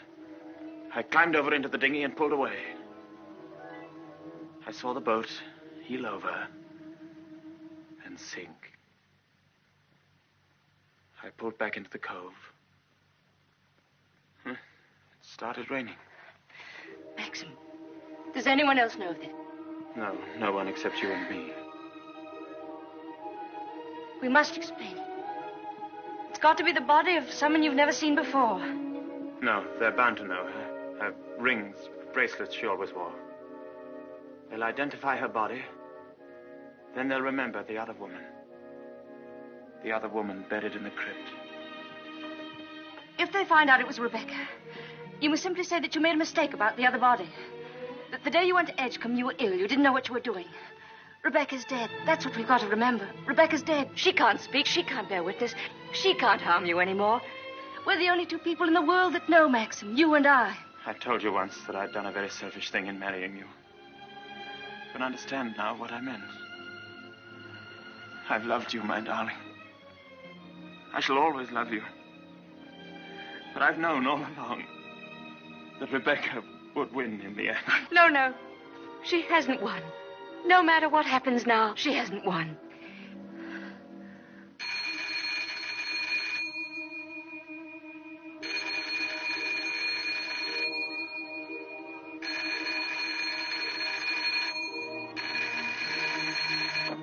Hello? Hello? Oh. Hello, Frank. Hello, Frank. Yes. Who? Colonel Julian? Yes, tell him I'll meet him there as soon as I possibly can. What? Well, say, we could talk about that when we're sure about the matter. What's happened? Colonel Julian called. He's the chief constable of the county. He's been asked by the police to go to the mortuary. He wanted to know if I could possibly have made a mistake about that other body.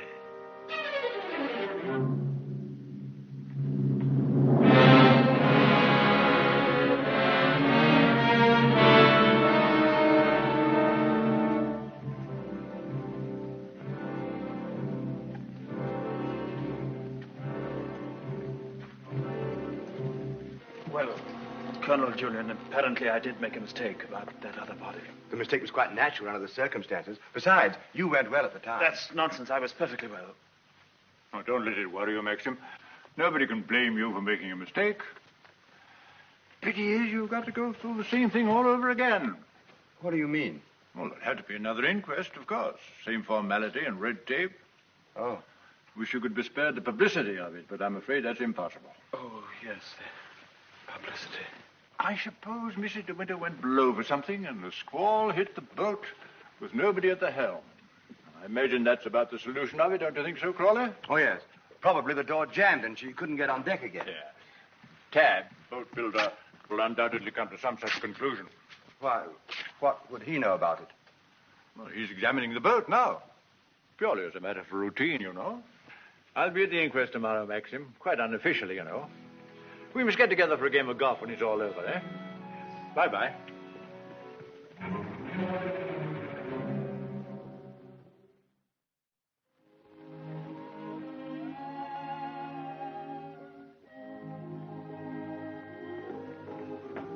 I have the evening papers, madam. Would you care to see them? Oh, no, thank you, Frith. And I prefer that Mr. De Winter weren't troubled with them either. I understand, madam. Permit me to say that we're all most distressed outside.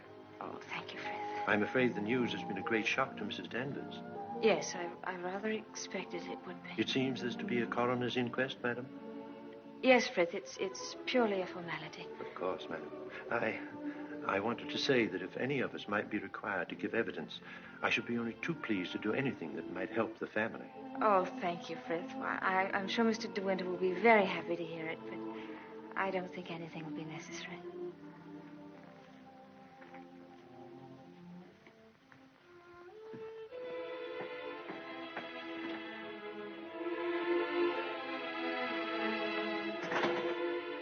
Maxim. Hello, darling. Oh, Maxim, I'm worried about what you'll do at the inquest tomorrow. What do you mean? You won't lose your temper, will you?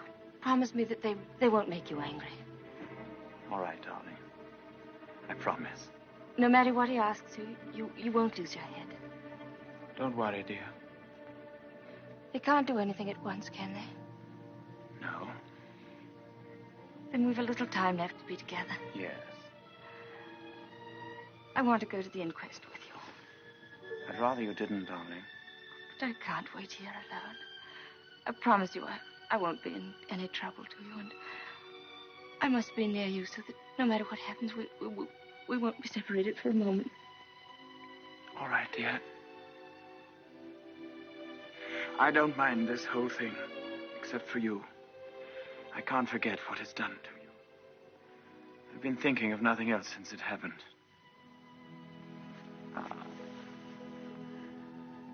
It's gone forever. That funny, young, lost look I loved won't ever come back. I killed that when I told you about Rebecca. It's gone. In a few hours, you've grown so much older. Maxim.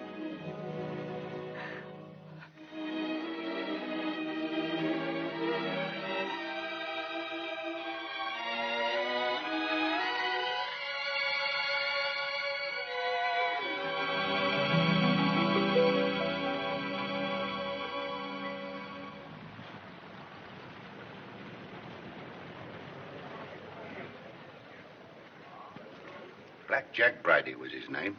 The most important arrest I ever made. It must have been about 2 years ago now. Of course, there was no doubt about it. He was hung a month after I caught him. Hello, wait a minute. They've got old Balmy Ben up now. You remember the late Mrs. De Winter, don't you? She's gone. Yes, we know that. She went in the sea. The sea got her. That's right, that's right. Now, we want you to tell us whether you were on the shore that last night she went sailing. Eh? Were you on the shore that last night she went out when she didn't come back? I didn't see nothing. I don't want to go to the asylum. Them cruel folks there. Now, nobody's going to send you to the asylum. All we want you to do is to tell us what you saw. I didn't see nothing. Come. Did you see Mrs. De Winter get into her boat that last night? I don't know nothing. I don't want to go to the asylum. Very well, you may go. Eh? You may go now. Now, Mr. Tabb. Yes, sir. Step forward, please.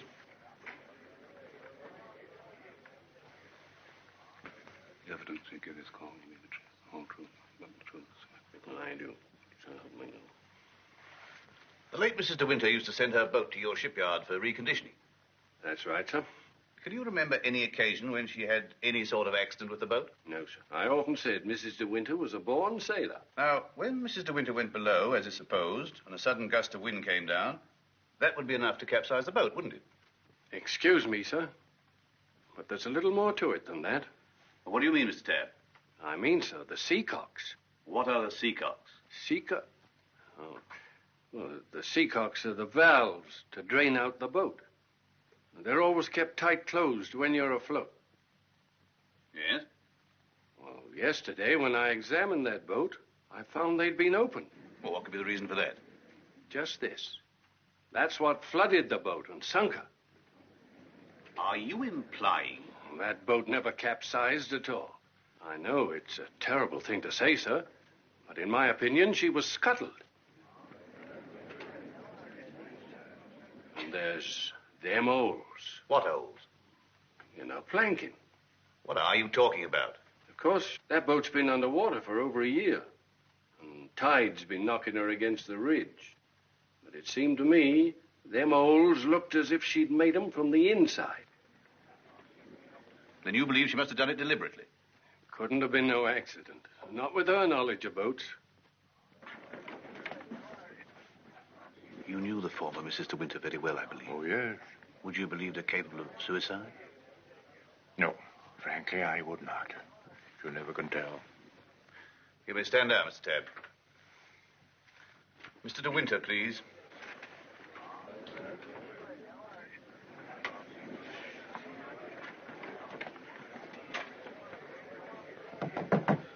I'm sorry to drag you back for further questioning, Mr. De Winter, but you've heard the statement of Mr. Tabb. I wonder if you can help us in any way. I'm afraid not. Can you think of any reason why there should be holes in the planking of the late Mrs. De Winter's boat? Well, of course I can't think of any reason. Has anyone ever discussed these holes with you before? Well, since the boat has been at the bottom of the ocean, I scarcely think that likely.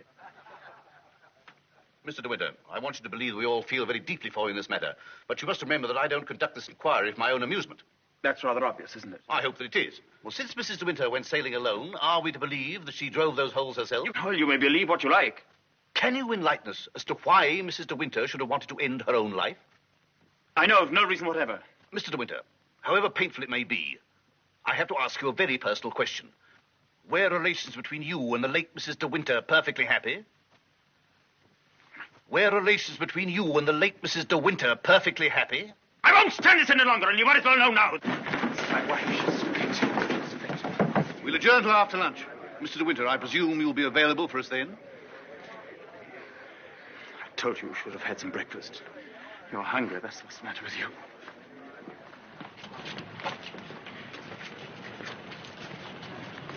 Mr. Frith thought you might like to have some lunch from the house and sent me with it. Oh, that's fine, man. And can you pull round the corner? Very good.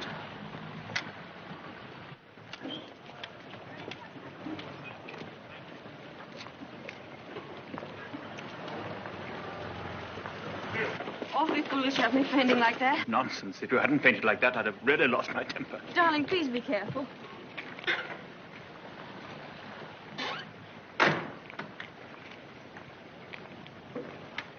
Darling, wait here a few moments. I'll see if I can find old Frank. Of course, darling. Don't worry about me. I'll be all right. Sure. Yes. I spotted this. Do you good. Thank you. Are you all right? Yes, of course. Won't be long. Right you are. Hello. And how does the bride find herself today?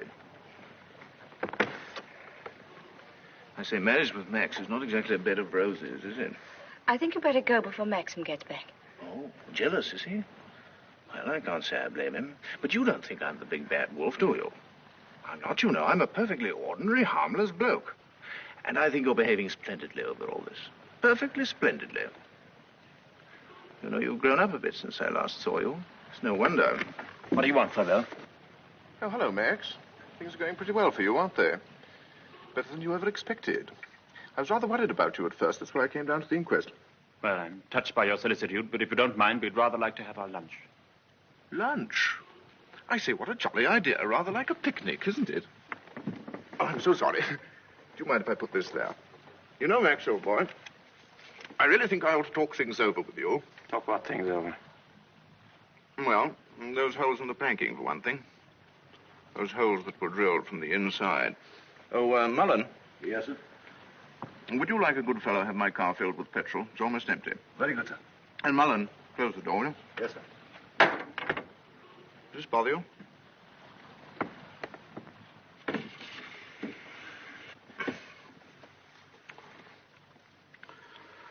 You know, boy, I have a strong feeling that before the day is out, somebody's going to make use of that rather expressive, though somewhat old-fashioned term, foul play. Am I boring you with all this? No? Good. Well, you see, Max, I'm finding myself in a rather awkward position. You've only got to read this note to understand. It's from Rebecca. And what's more, she had the foresight to put a date on it. She wrote it to me the day she died. Incidentally, I was out on a party on that night, so I didn't get it until the next day. And what makes you think that note would interest me? Oh, I'm not going to bother you with the contents now, but I can assure you that it is not the note of a woman who intends to drown herself that same night. By the way, what do you do with old bones? Bury them, eh, what? However, for the time being... You know, Max, I'm getting awfully fed up with my job as a motor car salesman. I don't know if you've ever experienced the feeling of driving an expensive motor car that isn't your own. But it can be very, very exasperating. You know what I mean. You want to own the car yourself. I've often wondered what it'd be like to retire to the country, have a nice little place with a few acres of shooting. I've never figured out what it would cost a year, but I'd like to talk about it with you. I'd like to have your advice on how to live comfortably without hard work. Hello, Flavelle. Are you looking for me, Maxim? Yes. Mr. Flavelle and I have a little business transaction on hand. I think we had better conduct it over at the inn. They may have a private room there. Well, see you later. Find Colonel Julian. Tell him I want to see him immediately. Come on, Fabel, let's go.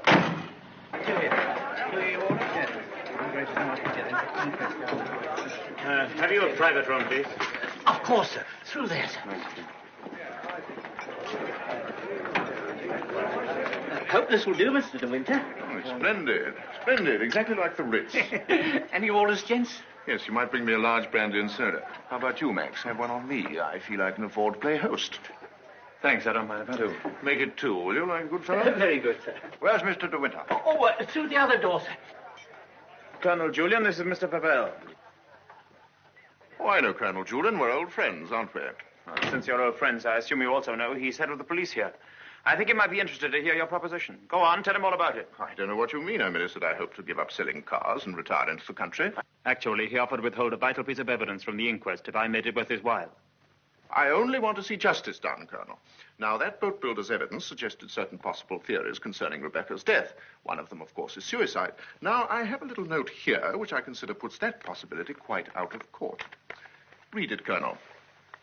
Jack, darling, I've just seen the doctor, and I'm going down to Mandalay right away. I shall be at the cottage all this evening and shall leave the door open for you. I have something terribly important to tell you. Rebecca. Now, does that look like the note of a woman who had made up her mind to kill herself?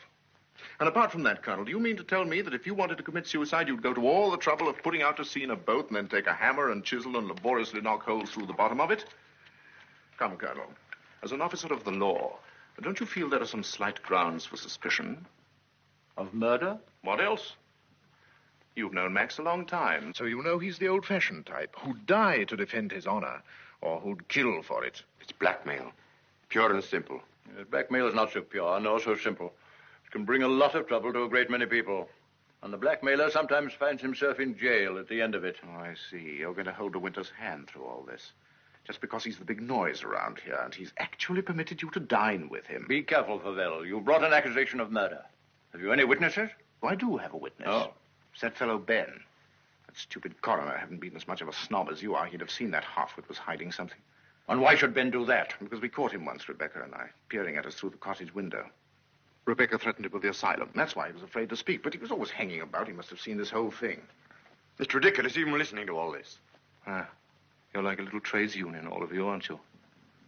And if my guess is right, Crawley, there's a bit of malice in your soul toward me, isn't there? Crawley didn't have much success with Rebecca. But he ought to have more luck this time. And the bride will be grateful for your fraternal arm, Crawley, in a week or so. Every time she faints, in fact. De Winter! Maxim, please. That temper of yours will do you in yet, Max. Excuse me, gentlemen. Now, is there anything else? Yes. You might bring Mr. De Winter a sedative. No, nothing at all. Just leave us. Very good. Now, Pavel, let's get this business over. As you seem to have worked out the whole thing so carefully, perhaps you can provide us also with a motive. I knew you were going to bring that up, Colonel.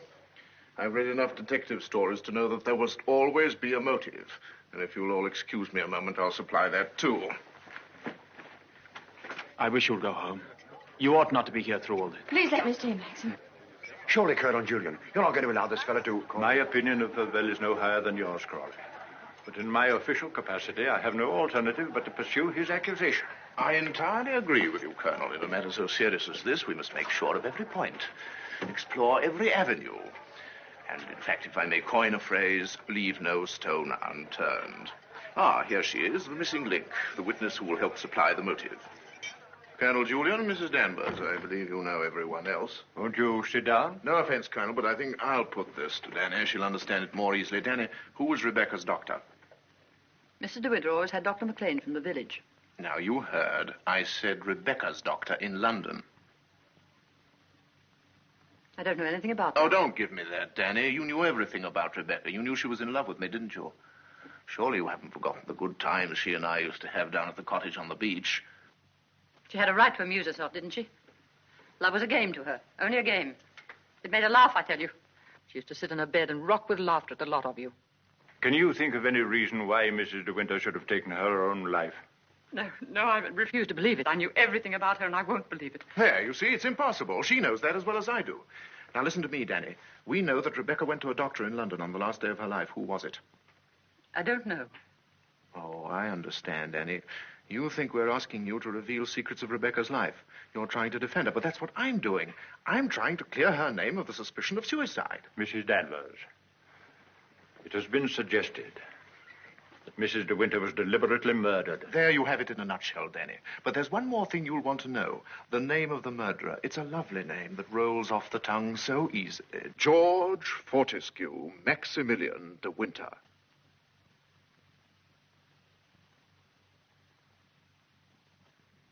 There was a doctor.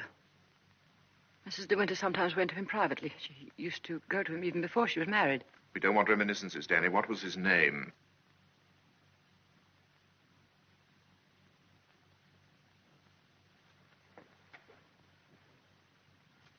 Dr. Baker, 165 Goldhawk Road, Shepherd's Bush. There you are, Colonel. There's where you'll find your motive. Go and question Dr. Baker. He'll tell you why Rebecca went to him, to confirm the fact that she was going to have a child. A sweet, curly-headed little child. It isn't true. It isn't true. She would have told me. She told Max about it. Max, who knew he wasn't the father, so like the gentleman of the old school that he is, he killed her. I'm afraid we shall have to question this, Dr. Baker. Here, here. But for safety's sake, I think I'd like to go along, too. Yes, unfortunately, I suppose you have the right to ask that. I'll see the coroner and have the inquest postponed pending further evidence. I say, aren't you rather afraid that the prisoner, should we say, might bolt? You have my word for it that he will not do that. Toodaloo, Max. Come along, Danny. Let's leave the unhappy couple to spend their last moments together alone.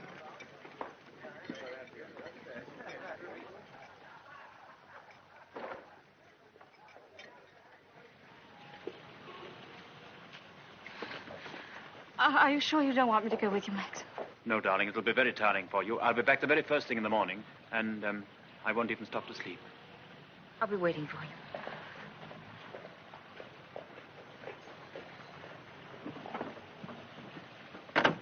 Ready, Maxim? Yes. You two go on ahead. I'll follow with Favell.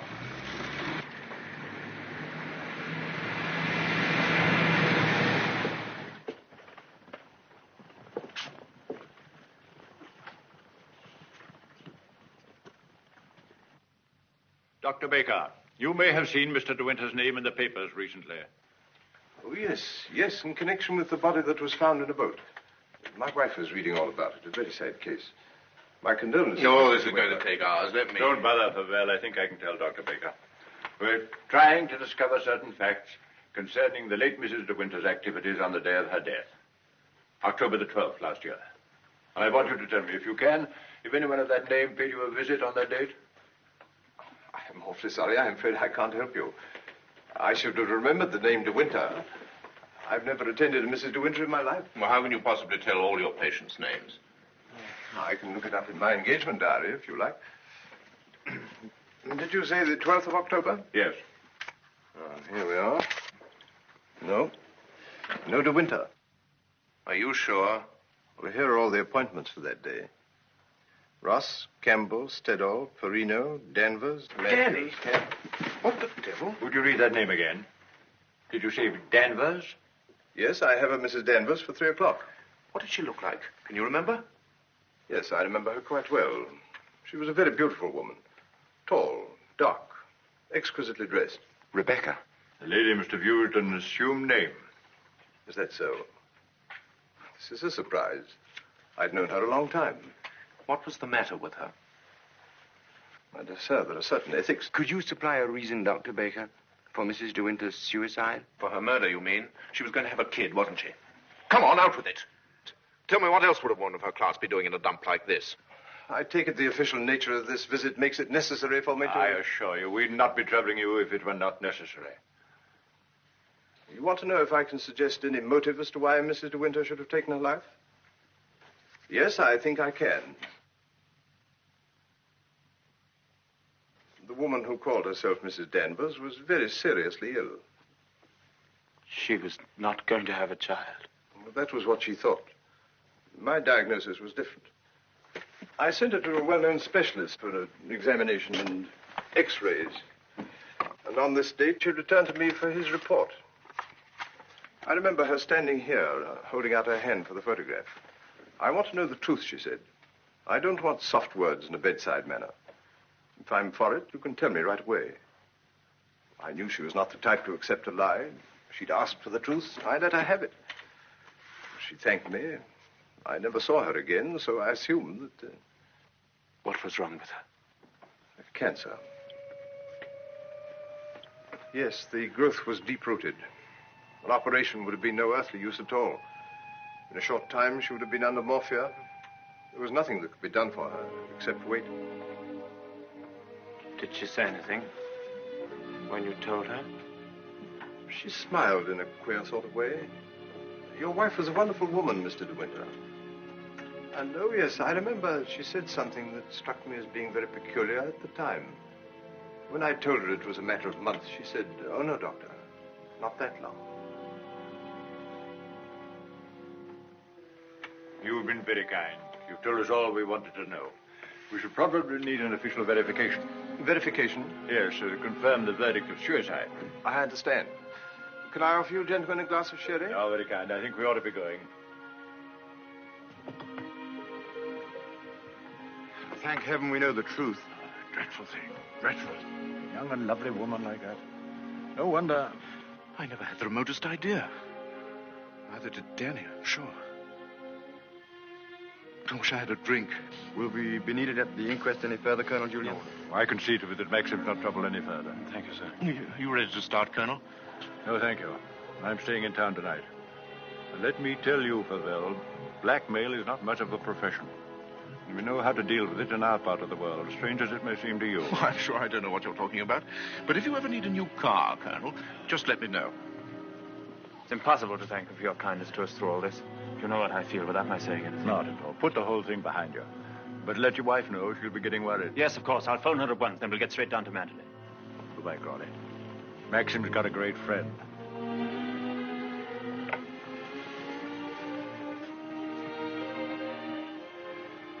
Frank. Yes, Maxim?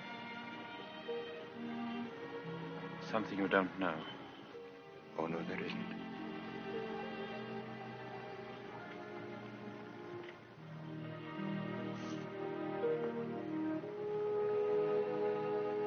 I didn't kill her, Frank. But I know now that when she told me about the child, she wanted me to kill her. She lied on purpose. She foresaw the whole thing. That's why she stood there laughing when she... Don't think about it anymore. Thank you, Frank. Hello, Danny. I just wanted to tell you the news. Rebecca held out on both of us. She had cancer. Yes, suicide. And now Max and that dear little bride of his will be able to stay on at Mandalay and live happily ever after. Bye-bye, Danny. This your car, sir? Yes? Will you be going soon? This isn't a parking place, you know. Oh, isn't it? Well, people are entitled to leave their cars outside if they want to. It's a pity some of you fellows haven't anything better to do. When you phoned, did she say she'd wait up? I asked her to go to bed, but she wouldn't hear of it. I wish I could get some more speed out of this thing. Is something worrying you, Maxim? I can't get over the feeling something's wrong.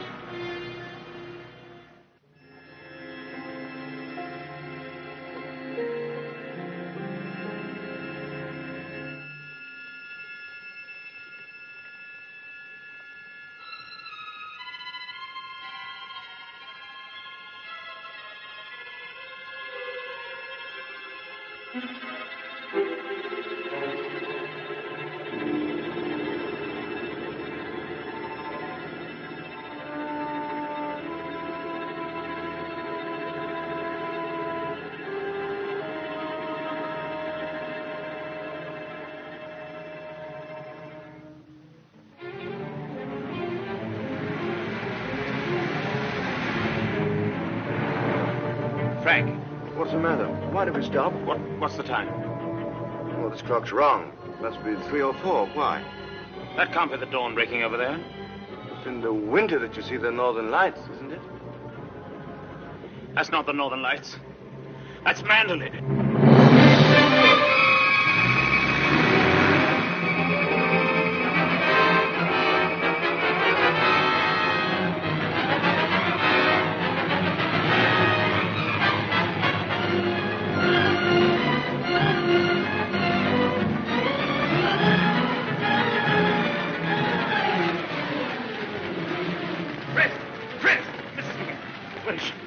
saw us. Where?